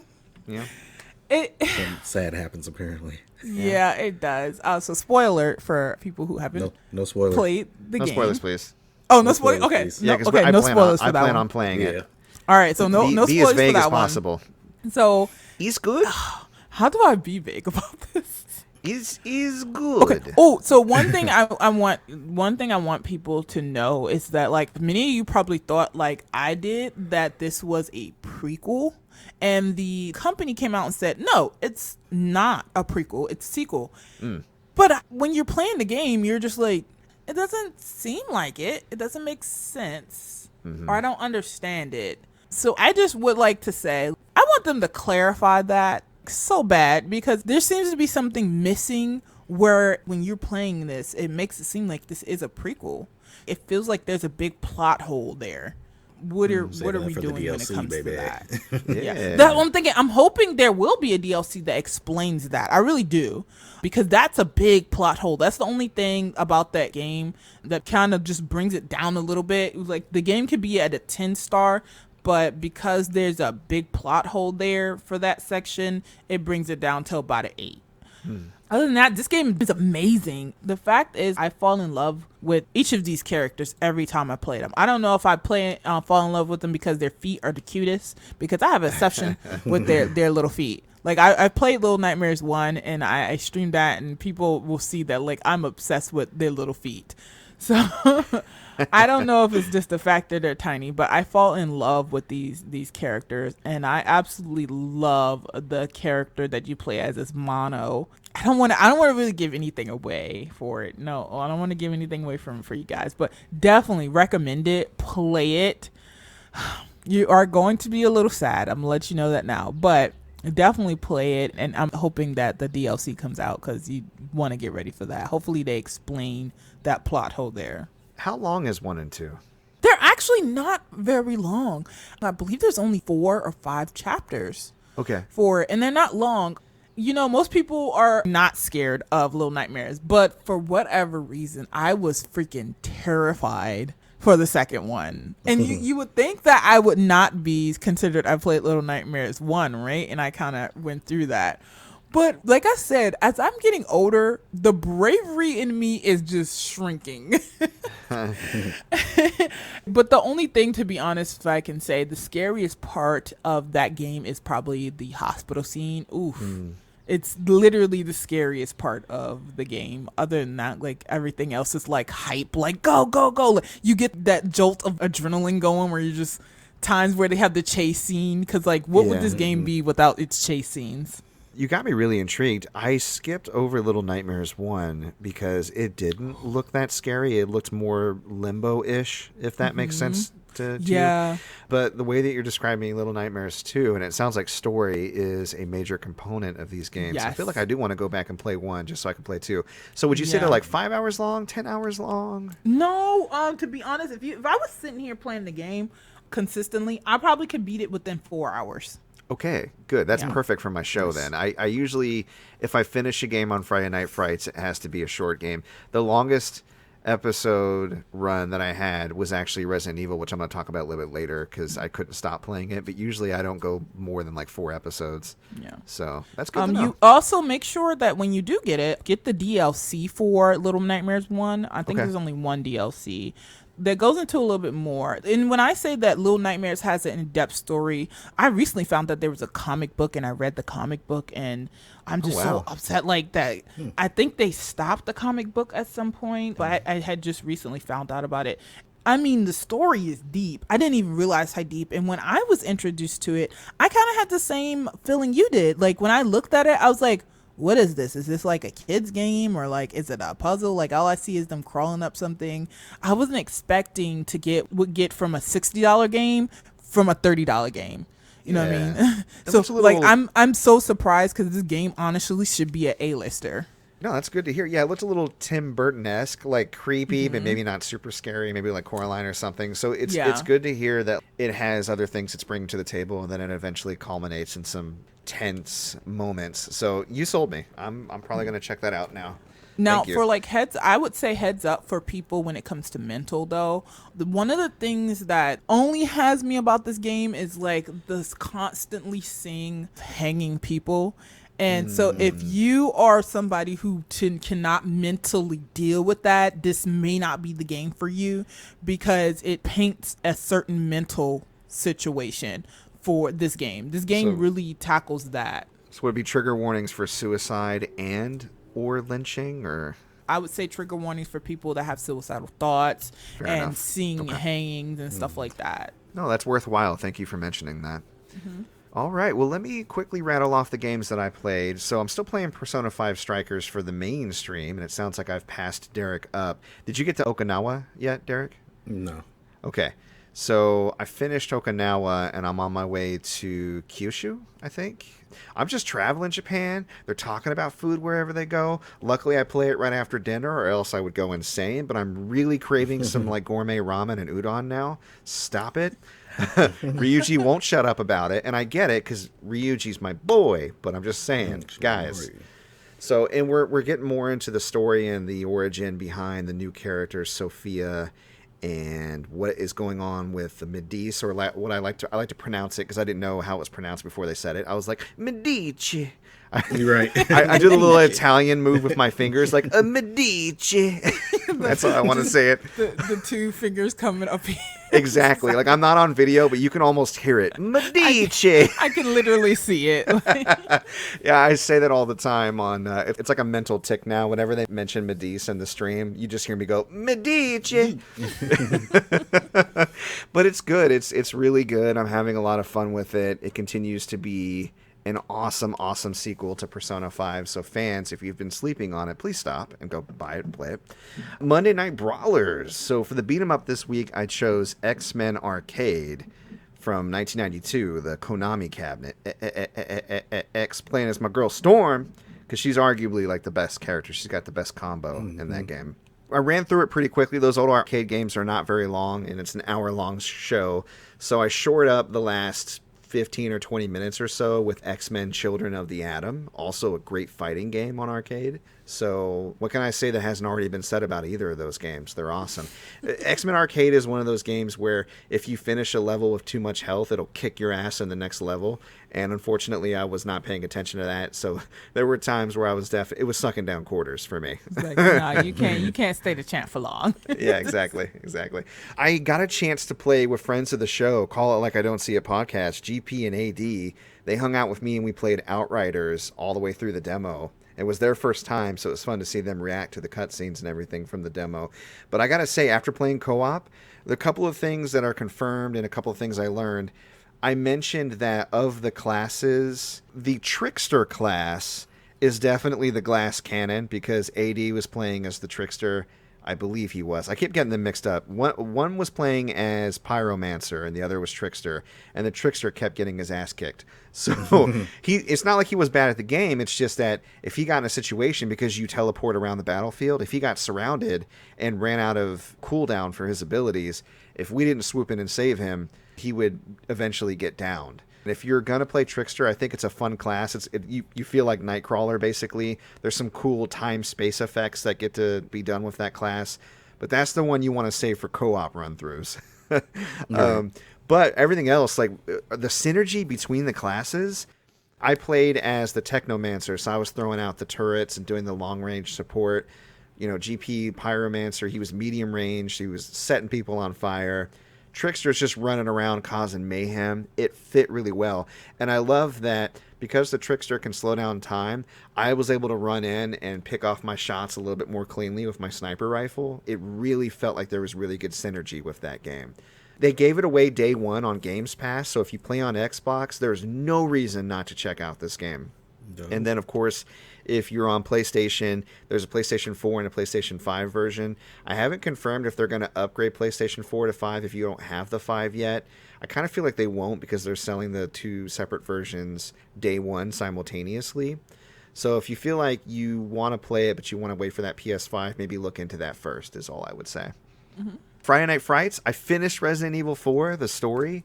I went on extra long because I knew I wanted to go ahead and finish it last night. So I ended up going 5 episodes on that, which is the longest I've ever played a single game on Friday Night Frights. But, I mean, it's Resident Evil 4. I love Resident Evil 4. It's so dumb. Resident Evil fan. Yeah, it's so dumb. Oh, I know you are. I still would have wanted to see, like, when it comes to Resident Evil, there was the alternate. I think they named it now, dubbed it Resident Evil, 3.2 or 3 something, 2 point something? Mm-hmm. Oh, you mean the game that almost came out, but it ended up being 2? No. The game that would have been for Resident Evil 4, and it was like with Ghost and stuff. I know what you're talking about. Yeah, that demo that's online. They kind of scrapped it. Yeah. Yeah, who knows? Maybe they'll incorporate some of those ideas in the remake they do for 4. You never know. I feel like if it's a good enough idea, it probably stuck in the developers' hearts too, and they can incorporate those things. I always said, because Derrick and I have talked about a potential remake for Resident Evil 4 before, and part of me wants them to keep the camp, but I feel like the camp is so perfectly done, they really can't imitate or do it again. But if they're not going to imitate it closely, I want them to really lean into the horror, like make it dumb scary. And incorporating some of those ideas they had to scrap would be one way to do it. And that way it can be a remake and kind of like take you to familiar places, but also be its own thing. So you can still play Resident Evil 4 if you want that camp, but you can play the Resident Evil 4 remake if you want it to be like crazy scary and them to really lean into some of the more horror elements that they played around with the original. The regenerators, the dogs with the tentacles, the fact that the villagers were all kind of mindless but also well coordinated. You know what I mean? Mm-hmm. So the first time that you got scared by a man in a chainsaw with a chainsaw. Yeah. When you hear it like behind you, like, and you're like, shit. Yeah. Playing that game with headphones is rough because it doesn't have true 3D audio. So sometimes I'll hear a monster, but I cannot tell where they're coming from, but they're in my ear. That's the worst. But they have the engine to do it now. They really do. Yeah. No, they can really actually make it even better with the sound design. So that's the thing I'm looking most forward to. I'm still kind of casually playing Shadow Hearts. I haven't gotten a ton further in. It continues to be weird. I met another character, like a spy character. She's like a Russian spy. She's flirting really hardcore with the main character. But in true Japanese fashion, even though the main character, Yuri, is a total gross perv and he's constantly hitting on the 20-year-old, when the other beautiful woman hits on him, he's like, nah. And I'm like, no, that doesn't make any sense. Why can't two people in a Japanese anime or video game mutually like be thirsty for each other? Let it happen. You can't make thirsty a character trait and then somebody flirts with them and you're like, nah, I'm good. Wait, is that actual? Dude, does that actually happen in anime? Hello, I'm trying to think of. Is there any? Yeah, think of like how a character can be known for being pervy or thirsty, but then when they finally meet somebody who is also pervy or thirsty, they're like, nah, I'm good. But has that happened in an anime yet? Like where both are like into each other? Has that happened yet? That's what I'm saying. Like it's rare. I mean, if it does happen, it's a hentai at that point, right? I think it more so happens in anime-based games, like especially Final Fantasy VII Remake with Jesse being real thirsty for Cloud. Right, but if Cloud had a moment where he was like, you know what, let's do this, Jesse'd be like, nah, never mind. Right. You know what I mean? Like you can never have two people simultaneously thirsty for each other. It's like impossible. I do not get it. So apparently that works even in Shadow Hearts. So heads up there. All right, last game I played, and I didn't get to play as much this week, so I don't have as much to update, but I'm continuing my Pokemon Diamond Nuzlocke. We're going to go ahead and start with Pokemon Diamond Nuzlocke Part 5. We're hot off the heels of my bittersweet gym win against Crasher Rake, where Buddy died, and it was rough, but we recuperated, and we're in Pistoria, and I decided to check out the Great Marsh Observatory, and I bought myself a safari ticket. It's one of those safari type games. And who should I see in the first encounter where I actually get to catch the Pokemon? But another Badoo. Hey. I was like, what? I was able to catch him, thank goodness, because I was like, don't mess this up, don't mess this up. I named this little guy Lazarus for obvious reasons. I feel yeah, right. I feel the spirit of Buddy does reside in Lazarus, and so I'm going to carry him with me on the team. I put him in the team. I took Gandhi back out. And I also got the HM defog, which I haven't needed to use. But one of the tourists is like, do you want this HM? And I was like, you know I do. I'm the protagonist. Right. So I tried to leave the town as I saw this particularly shady-looking Team Galactic member who was like, don't follow me. And I'm like, of course I'm going to follow you. But before I got a chance to leave, I bumped into my rival. And he was like, let's battle. And I'm like, oh. So he took out his Prinplup and almost killed my brand new Badoo. And I was like, if you kill this Badoo, I will murder this whole run. Right. Luckily, I was able to pull him out of battle, bring in my Luxio, Geodude, Golbat. They wrecked the rest of his team. And I realized I need to stop and grind for levels because I just lost a Pokemon in the gym. My rival almost took out my new replacement Pokemon, and I'm having withdrawals and flashbacks, and I'm concerned. And so I got PTSD now.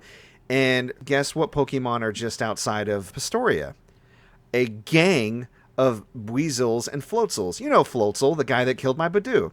So I murdered every stupid otter I could see from edge to edge. Just anyone that popped out, I was like, you're dead. Revenge for Buddy.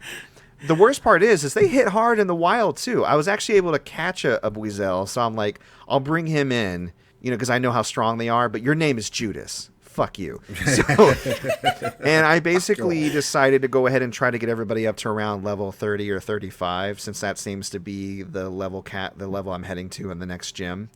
And during the course of that, I was able to get Luxio to evolve into a Luxray, and then Bimmy, my Geodude, evolved into a Graveler. So no gym badges, no big story changes or anything. It was just grindy week, trying to get these Pokemon leveled up so they won't die when we get to the next gym, because I'm feeling a little underleveled. I'm feeling a little vulnerable. And even these Floatzels in the wild, man, they hit hard. Like, I had to pay attention. I almost lost my Luxio a couple of times. So, all right. Well, that's the end of games we've been playing this week. Let's get into gaming news. Game Blitz, TM. It needs to be Game Blitz because, whoa, boy, this is a long episode. This is probably going to end up being one of our longer ones, which is... Yeah, not a bad thing at all. I'm glad that we have so much to talk about this week. But Derek, let me go ahead and get you to rattle off some of the newsy bits. All right, so as you all know, MLB The Show 21 is going to be coming to Xbox. What you didn't know is that it's going to Games Pass, and people are mad. So Sony fans, obviously, the series is known for being a Sony exclusive. Yes. So the fact that Xbox is getting it for free on Game Pass has got people a little heated. Now, here's the thing. Go buy the game if you want the game. If you're a Sony fan. If you like MLB, just buy the game. Sony is not just giving Xbox that game for free. They're paying them to put the game on, which is something that Mike put me on to when I asked about how did developers make money on their PS Plus games or whatever. Right, yeah. These are copies being sold. Yeah, right. So it makes sense because they don't know the selling power of MLB on the Xbox. So give it away for free for Game Pass. Win-win. Sony gets money. Xbox gets more Game Pass subscribers. It's all good. Quit bitching at Sony and buy your copy on PS5 or 4 or whatever. Or get Games Pass and shut up, Just get Games Pass. Exactly. Yeah. You gotta remember, guys, this is a whole rival thing. Right. East Coast, West Coast. I'm not loyal to any business. I'm loyal to whoever gives me a game I want to play, and only for as long as I'm playing that game. And then, honestly, what have you done for me lately? That's what I say. If every Sony game was on an Xbox, I would play it on Xbox because their controller is better. Yeah. No, seriously, if it wasn't for the fact that they have so many good exclusives, I probably would have got an Xbox too, because Games Pass is actually a really good freaking deal, guys. But I do have to say, if y'all talking about controllers, that actual PlayStation 5 controller feels way better than the Xbox One right now. It's nice. I would agree with that. Have you had some hands-on time with the controller for PS5 yet, Derek? Just once in store. I didn't get to play it. I just held it. I will say, I've played some PS5s, and Mo's right. Like, you got the adaptive triggers and the haptic and everything. It feels nice. I'll agree with that. It feels really nice. It's way better than the controllers we have now for the PlayStation 4. And I played the Xbox before. Like, I have a beef with Xbox. It's a long story. But anyway, their controllers, though, are very, very comfortable. I can tell you. I can say that. I can say that without being petty, that their controllers are very comfortable. You can argue that with me. Right in that hand. But that PlayStation 5 controller, it's like they took from Xbox and like stepped it up like 10 times better. And I'm just like, whoa, this is a different controller. What? Make me stutter. Like, and one thing I like, and this really detail that people are catching, is the whole signature, the O, the X, the square, and the triangles are like ingrained into the controller, and they're like small, and it's making for good gripping on the controller. Yeah, And I would agree with that really too. like that. I don't like that it's white because my gross hands are adding a little bit of grime to it. Like I actually have to, I can see the dirt, so I clean it off more often than I normally would, which I guess is a good thing. But I'm still like, I'll pick it up like, ugh, and I gotta go get a rag or something. What is wrong I with it? believe that they're probably gonna come out with more colors. Oh yeah, They just definitely, released definitely. colors. All right. Well, So, speaking yeah, of the next- PlayStation, what we got for Plus going on this week? Yeah, so Or it's PS month. Plus games for April. PS4 is getting Days Gone and Zombie Army 4 Dead Zombie War. Zombie. Zombie Yada yada yada yada yada. Zombie Zombie. Zombie And Congratulate. PS5, right. PS5 is getting Oddworld Soulstorm for free, which is cool because this will be a new release for the PS5. So that's dope. Yeah, So I I'm know definitely Mike's gonna check that out, and Oh, I'll you know check it out in 2 years when I get a PS5. I know, right? Oh my god, they're almost impossible to get. I know it's crazy. They are impossible to get. How did you get yours, Mo? I don't have mine. Okay. I thought you had it because you were talking about the controller. No, I can only get the controller. Oh, okay. I got That is mine about from. all that is available. I got mine directly from Sony. Do you remember when they were offering to have people request to be signed up for I pre-orders was through one them? of them. I actually was one of them people that got on the PR list for the PlayStation 5. And I was like, oh my god, yes, thank you, Sony. PR person in here, I'm in here, right? Yeah. A little did I know how ruthless the other PR people would be. Oh. So I'm in there because we still have to, just like everybody else, we still had to go into the line to get your PlayStation 5. But they only had a certain limit amount of free ones. But what I didn't know is that some people were actually going ahead and saying, hey, I just want to go ahead and pay for mine and get it over and done with. I mean, I'm just saying, in any good business, you're not going to turn down some money. So I was in the line waiting, and I think I came in a little too late. And so while everyone's waiting to get their package, by the time I got up there was like, at this time, we are currently out of the system. If you Yikes. if you was a person that did not get the code, unfortunately, we're sorry, we reached our limit on how many we can give to PR. Nah, it's too bad. So now you gotta basically fight in there with everybody else. Yeah. So- yeah. So I was like, okay, well, cool. They gave you already an extra email. Will say, okay, hey, you're in the PlayStation Direct. Sorry, we basically couldn't get you into the PR. And so you get PlayStation Direct, and then you had to stand in line basically again like everyone else, but this time everyone's there. And I was standing in line. I was in there, had my PlayStation 5 already, put it in the cart. As soon as I was getting ready to click buy, it said sold out. Sorry. I was like, Yeah. what? Why? And so this literally has happened to me consecutively. Like when they had the Walmart one, sold out in my face. PlayStation in the cart.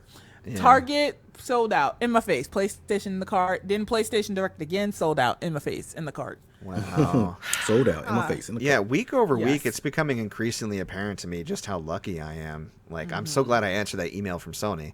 Because people were scoffing at it, and I kind of was too. I'm like, oh, really, Sony? You're going to allow me a chance to possibly pre-order directly from you? Oh, thank you for the privilege. However, I did it, and it ended up being like the smartest decision. No, I thank them for the privilege. Yeah, thanks for the Because privilege, Sony. The way scalpers are scalping out here, it's insane. Yeah, I don't support the Insane. death penalty, but There's a special place for scalpers. That's all I got to say. Yeah. Anyways, moving on.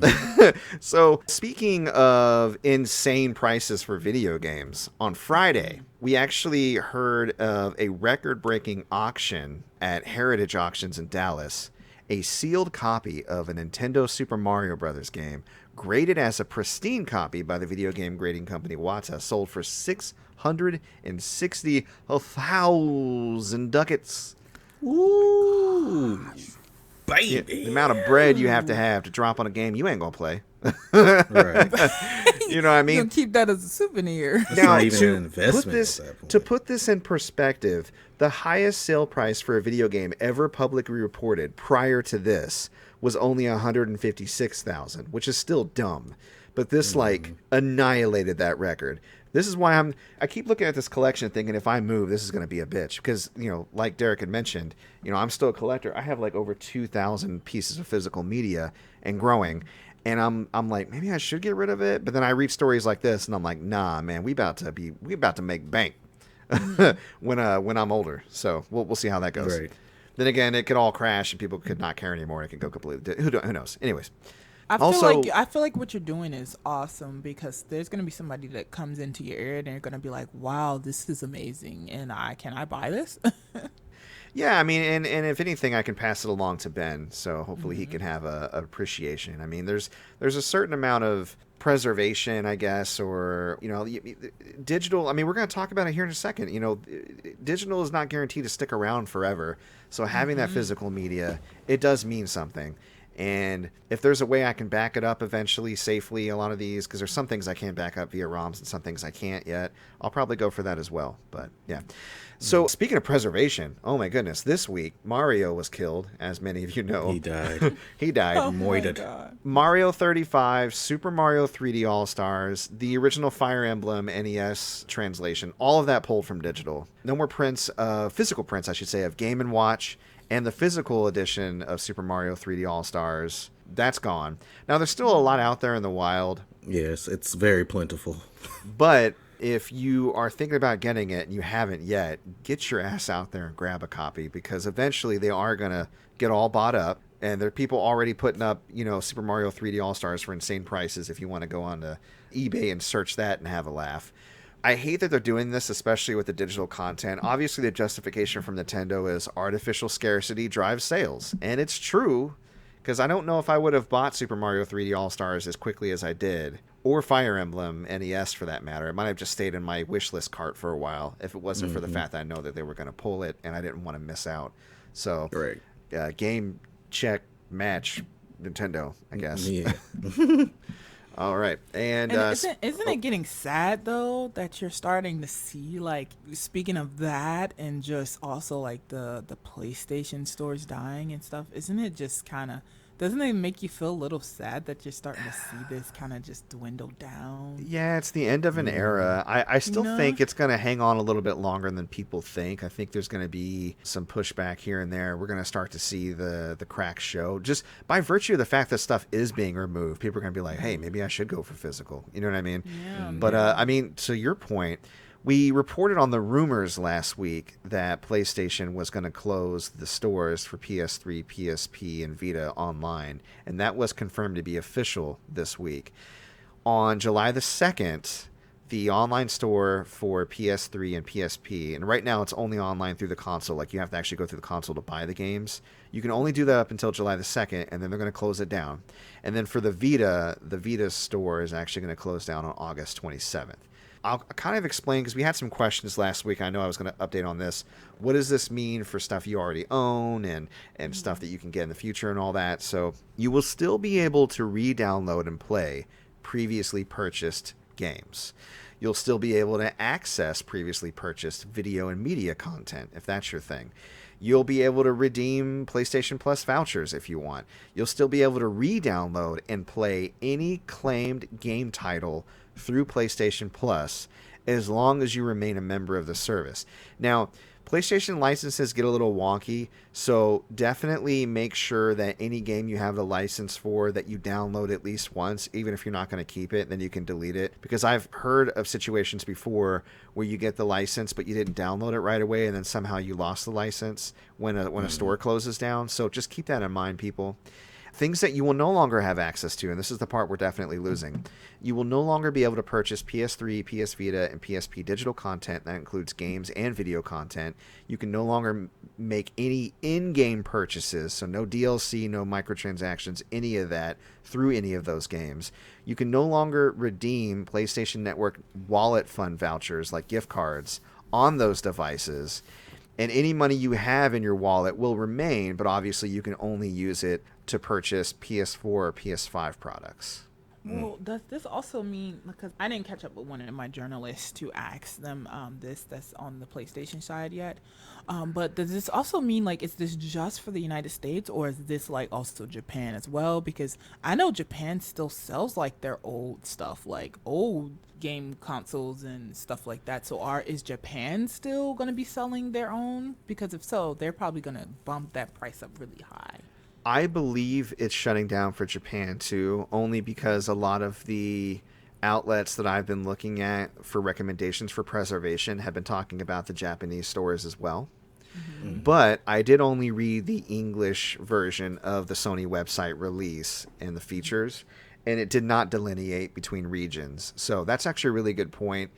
If you have access to a PlayStation Network account for Japan, you might want to look into whether or not you're under the same deadline. I would say likely that you probably are, because it doesn't really make sense to shut down in one particular region when you're doing it on a permanent basis. But again, they could be staggering it, and it's something that definitely should probably be looked into. So good point. At this current time, I'm just trying to get a PSP because I really miss them, and they still have them on Amazon right now, and it's selling from Japan. So I'm just like, oh, let me get them. But they're still pretty pricey. They're still like they're actually almost close to like $500 still. Wow. Mm-hmm. Yeah, that is pricey. Interesting. All right. Well, I want to ask you guys something, along these lines. I can think of a few games I think people should definitely try to grab if they still have their Vita or their PlayStation 3. But I wanted to ask you two, can you think of any games that you would recommend for our listeners that if they don't have the license for already, they should try to go out and grab before it's gone for good? For me, I was a big PSP player. I loved it. Again, I love handheld games. Mm-hmm. And if you have a PSP still, I would definitely recommend getting Ridge Racer. It is a very old school kind of game, but great racing game. Beautiful landscapes for it. And if you're just a person that loves racing in general, and you like great music too, mm-hmm. definitely that's the game. Like I just recommend that game so much. A lot of times I show people the music from here, so it gets them pretty interested. So definitely just go check out Ridge Racer. Cool. What about you, Derrick? Dope. I would recommend, especially if you're a big fan of PS1, checking out that PS1 Classic section.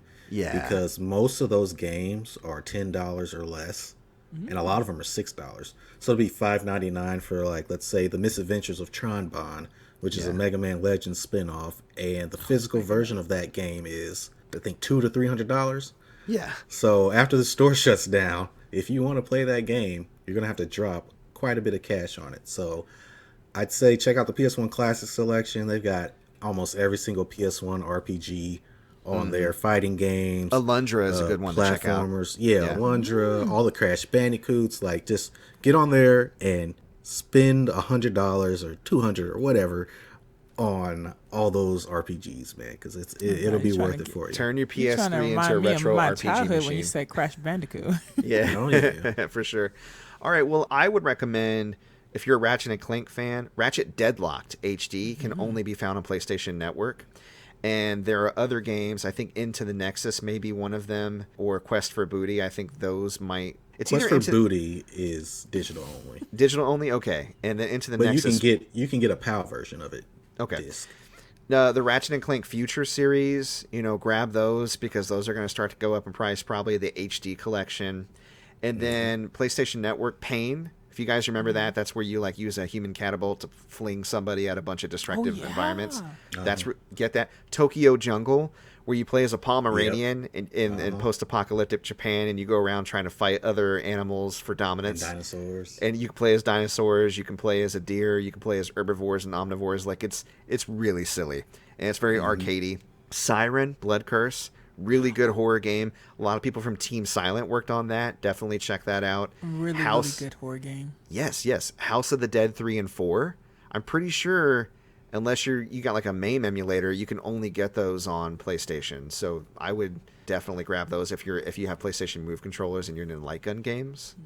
That'd be my recommendation. And I'm going to put a link in the description of our episode that you can find either on YouTube or, of course, at our hub at Anchor. It is a Reddit link. Somebody actually put together a list of all the games on the PlayStation Network, and they divided them by games that are exclusive, multi-platform, specific to a particular generation, like, say, ones that only came out on GameCube or Xbox and PS2. And they also split them up by those that are highly well-received and well-reviewed, and ones that were not so well-reviewed. So you have an idea of, like, which target area you want to go for as far as the games that you want to pick up for your own personal library.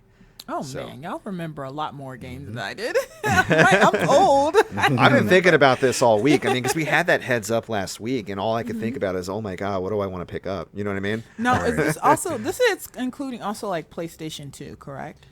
Any of the PlayStation 2 classics that haven't been HD remade for PS4. For example, Grandia 3 is one I would grab, because right now, and along with Ratchet Deadlocked, you can only get the re-release on PS3. It doesn't have a PlayStation 4 equivalent, like, say, Rogue Galaxy, I think, does.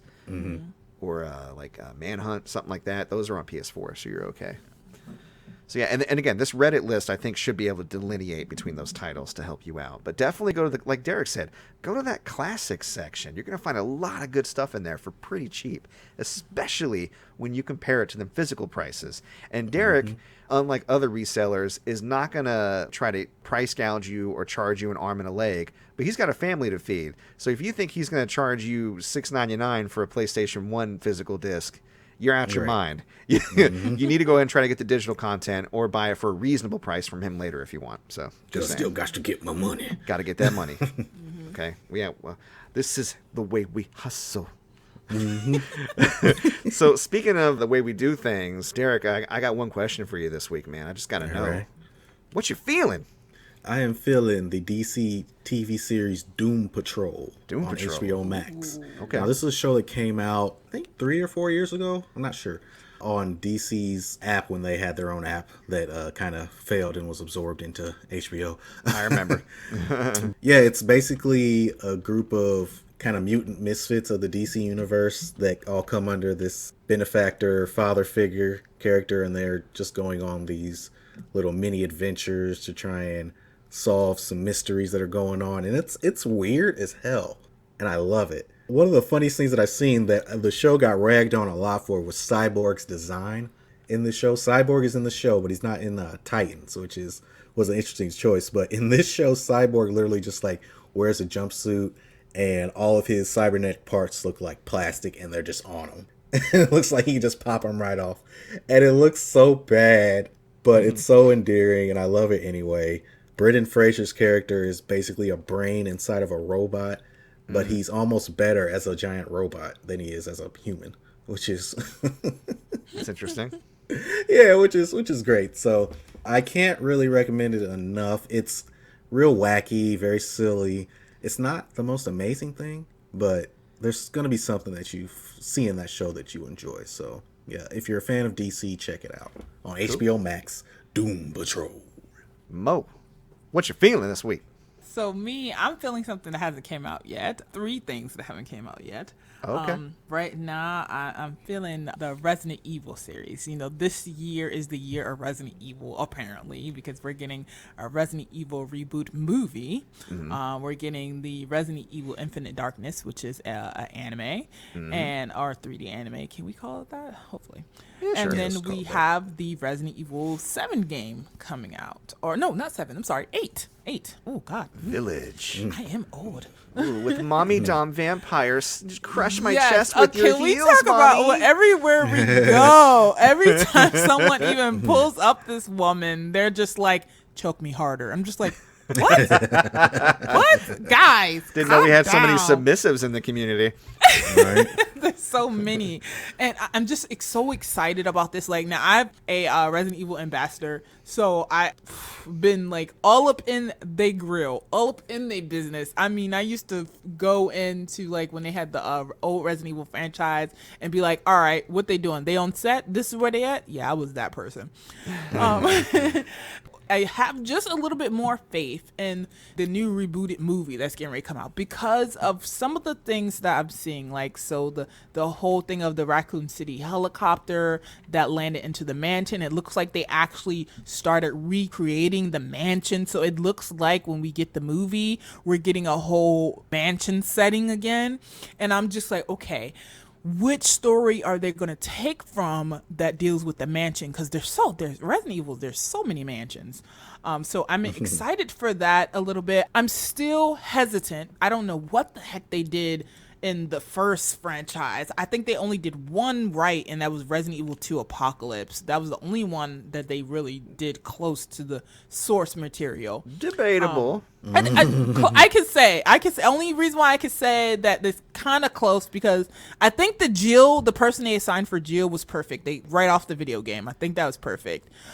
All the rest of the characters were like, but it was just, for me, it was the whole thing of like, okay, well, now we're going into the city and we're seeing how it actually affects the city like the game. That part I can respect. having the post-apocalyptic Raccoon City kind of setting from 2 and 3 was cool. My favorite part of 3 was when Mike Epps ran over the zombies and said, GTA, motherfucker! Yeah, I love that part. I was like, I feel like Mike Epps kind of made that movie, but if it wasn't He was for like, him. let me read the script. Oh, this is dumb. I can add to this dumbness. Yeah, right. let me. For me too, like the old franchise, I don't understand how they were able to continue, and I was trying to go from the mindset of like people who haven't played the game, right? It probably did well internationally, I bet. Yeah, I just like, was it good because people didn't see it? It wasn't good. Because like, this is what I'm saying. Like, it was like over time. I'm looking at it. It gets stupider and stupider. Like, I'm just like, what? How? Okay, whatever. So who knows? I'm just like, and where did Alice even come from? Because I mean, I've read the books. What people don't know is that person is real. Like, she's in the books. They know who she is, but she's just a regular soldier. She's not this just I'm fighting crime, whatever. She's just a regular human being. She's a regular soldier. She's the director's wife. She's got director's wife powers. That's the thing. And see, that's why I was just like, I hate when he makes Capcom things because he's the same person that made Monster Hunter. Uh-huh. And I'm just like, I already knew it was bad. Like, when people were saying like, oh, it's going to be a Monster Hunter movie coming out. And I was like, well, who's the director? And they said Paul W.S. Anderson. I was like, it's going to be bad. I already know it. It's going to be pass. bad. Yeah. Like, pass, hard You pass. gotta reverse that Drake meme, like Monster Hunter movie, and then like put your face up when it's like, oh, the director. No. So I already knew it was going to be bad, but to see this now, thank God Paul is not working on the new movie, and seeing so far what I'm seeing, it looks intriguing. I don't want to say that I'm too excited because I don't want to get my hopes up, but it's very intriguing. Another thing is the whole Resident Evil Infinite Darkness. I see that going very well. Netflix, I can say, do some anime things or game things right. Yeah. Yeah, Castlevania's, I love it. I even think they did The Witcher live action very well. Yeah, I'm into it. And It was so closer with to this, the books, but you know. Yeah. And with this Resident Evil Infinite Darkness, you cannot go wrong with making Resident Evil a CGI, because I swear every CGI of Resident Evil is fantastic.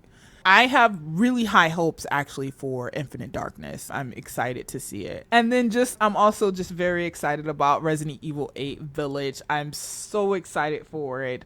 I still honestly have to finish playing Resident Evil 7 because the fact that they changed up this ambiance, it's what's getting me.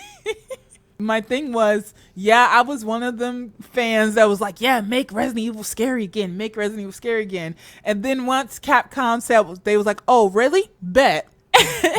And then they made it scary. I was just like, I am so sorry. I kind of regret it. I kind of regret it.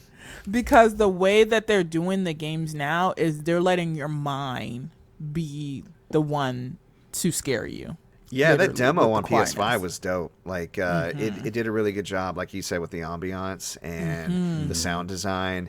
and the fact that it's in first person. So I too am looking forward to it. I like that they're taking some hints from Resident Evil 4 as far as some of the camp and the aesthetic, and they're marrying that with the success of what they brought to the table to kind of soft reboot it with 7. Yeah. And I'm hoping that that combination that they have there can kind of get it back on track from when it derailed on 5 and 6. 5 and 6 weren't terrible games, but I get the disappointment, especially with 6. And it definitely felt like the series is going in a direction that people didn't like, including myself. So I'm glad that they reoriented, and it sounds like they're still looking in their back catalog and they're finding things that worked and trying to reincorporate it. And that's what looks like we're getting with Village. So I love this first person camera. Yeah. We're all used to the, over the shoulder camera and the weird angles from back in the days. But I really think that this new level of first person brought this scare level to a whole different place for sure. this game. And now Resident Evil has cemented itself, and just now I am one of the games that outlived almost everyone. So it outlived for a reason. yeah, definitely. Because I was expecting at the time to be up at the same height for Silent Hill. I thought them two would be kind of like hand in hand, but it outlived Silent Hill, which is surprising. When you take the original creative team behind something and you split them apart and they all leave a publisher, that's going to happen. I feel like even though a lot of creators left Capcom, there are still a lot of people there with a lot of talent. And they seem to have more reverence for the stuff that they put out than Konami does. Konami just poorly manages their IP. If Team Silent was still together, I think that they'd be giving Resident Evil and a lot of other horror games a run for their money. Yeah. And if you follow those creators and where they've gone and what they've done since, you can still find traces of that here and there. But like you said, at this point, there's no contest.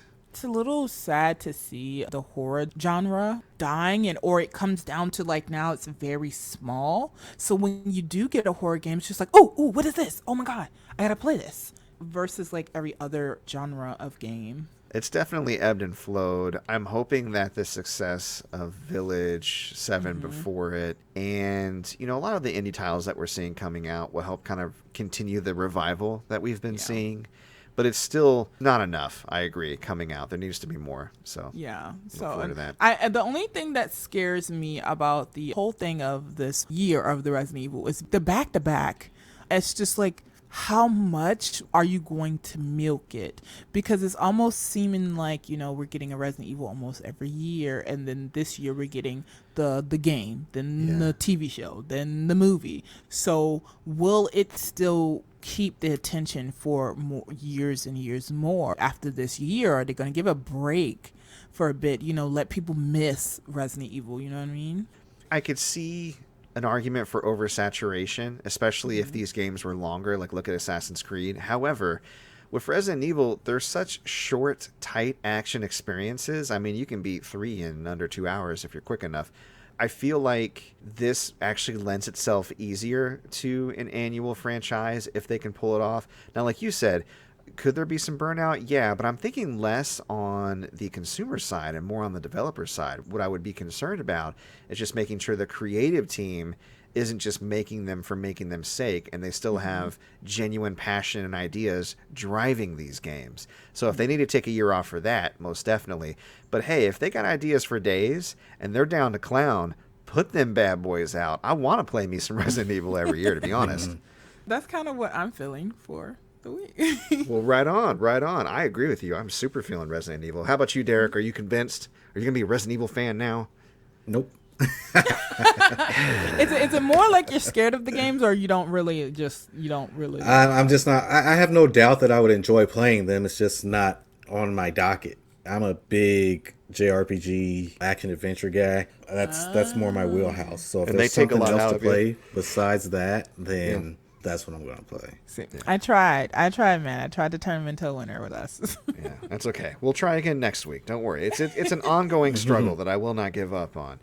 Well, speaking of ongoing struggles, I believe it's about time for me to start editing this episode.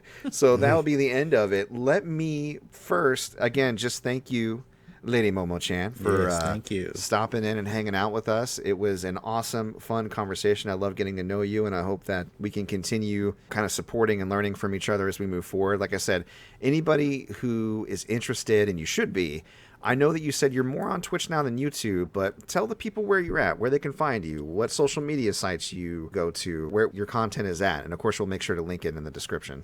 All my socials is literally at LaDiiMomoChan on Instagram, on Facebook, on even Twitch. I'm trying to get it changed over on YouTube, but on YouTube I'm Nerdy Girl Games. But the good thing is you can just put LaDiiMomoChan in YouTube and I pop right up. And if you're a person out there that wants to see more representation of yourself and you want to get that shoe in basically on showing who you are, spotlights, even you guys, I would love to represent you guys in my media journalist business. We're all about uplifting other people as well. If you have any stories to tell us, definitely bring it over to Anime Gaming Network. Or if you want to look at more of us, we're agnonline365.com. And that's pretty much it about me. Excellent. All right. Thanks. Like I said, I'll have those links for those interested in the description. And Derrick, people are interested in trying to convince you that Resident Evil is good. They want to contact you and tell you about it. Or maybe they want to buy some of them action figures you talked about, or other video games, gamer goodies, possibly more. Where can they find you at? Oh, they can find me at ebay.com/str/gamergoodies and more for all the awesome video games, action figures, and miscellaneous shit that you need in your house with your stimmy check that you just got. And I'm also on Instagram at GamerGoodiesMore and on Twitter at goodies_more. Excellent. And if you want to follow the show, of course, you can find us on Facebook.com/Player2 is Enter the Pod. You can also locate us on YouTube. Player 2 is Enter the Podcast is the name of the channel. And of course, our main hub where we upload episodes every single Sunday. That's anchor.fm/Player2 is Enter the Pod. And you can find us wherever podcasts are hosted. That's Breaker, Google Podcast, Overcast, Pocket Cast, Radio Public, Apple Podcasts, and Spotify. You can also email us at mcpaperstacks@gmail.com if you have questions, comments, suggestions, criticisms, whatever. And you can find me personally on Twitter. I'm at Mike Peterson AL. And of course, I Twitch stream every week, Monday, Tuesday, Thursday, Friday at twitch.tv/mcpaperstacks. You can find the schedule on the channel. And I archive my streams at MC Paperstacks Plays on YouTube. And that, ladies and gentlemen, is our show. Thank you so much for coming out and listening to us. We really appreciate y'all. Share us around if you dig us. Definitely look into LaDiiMomoChan. Her streams are a lot of fun. And we will catch you next week. Bye-bye. Bye. Peace.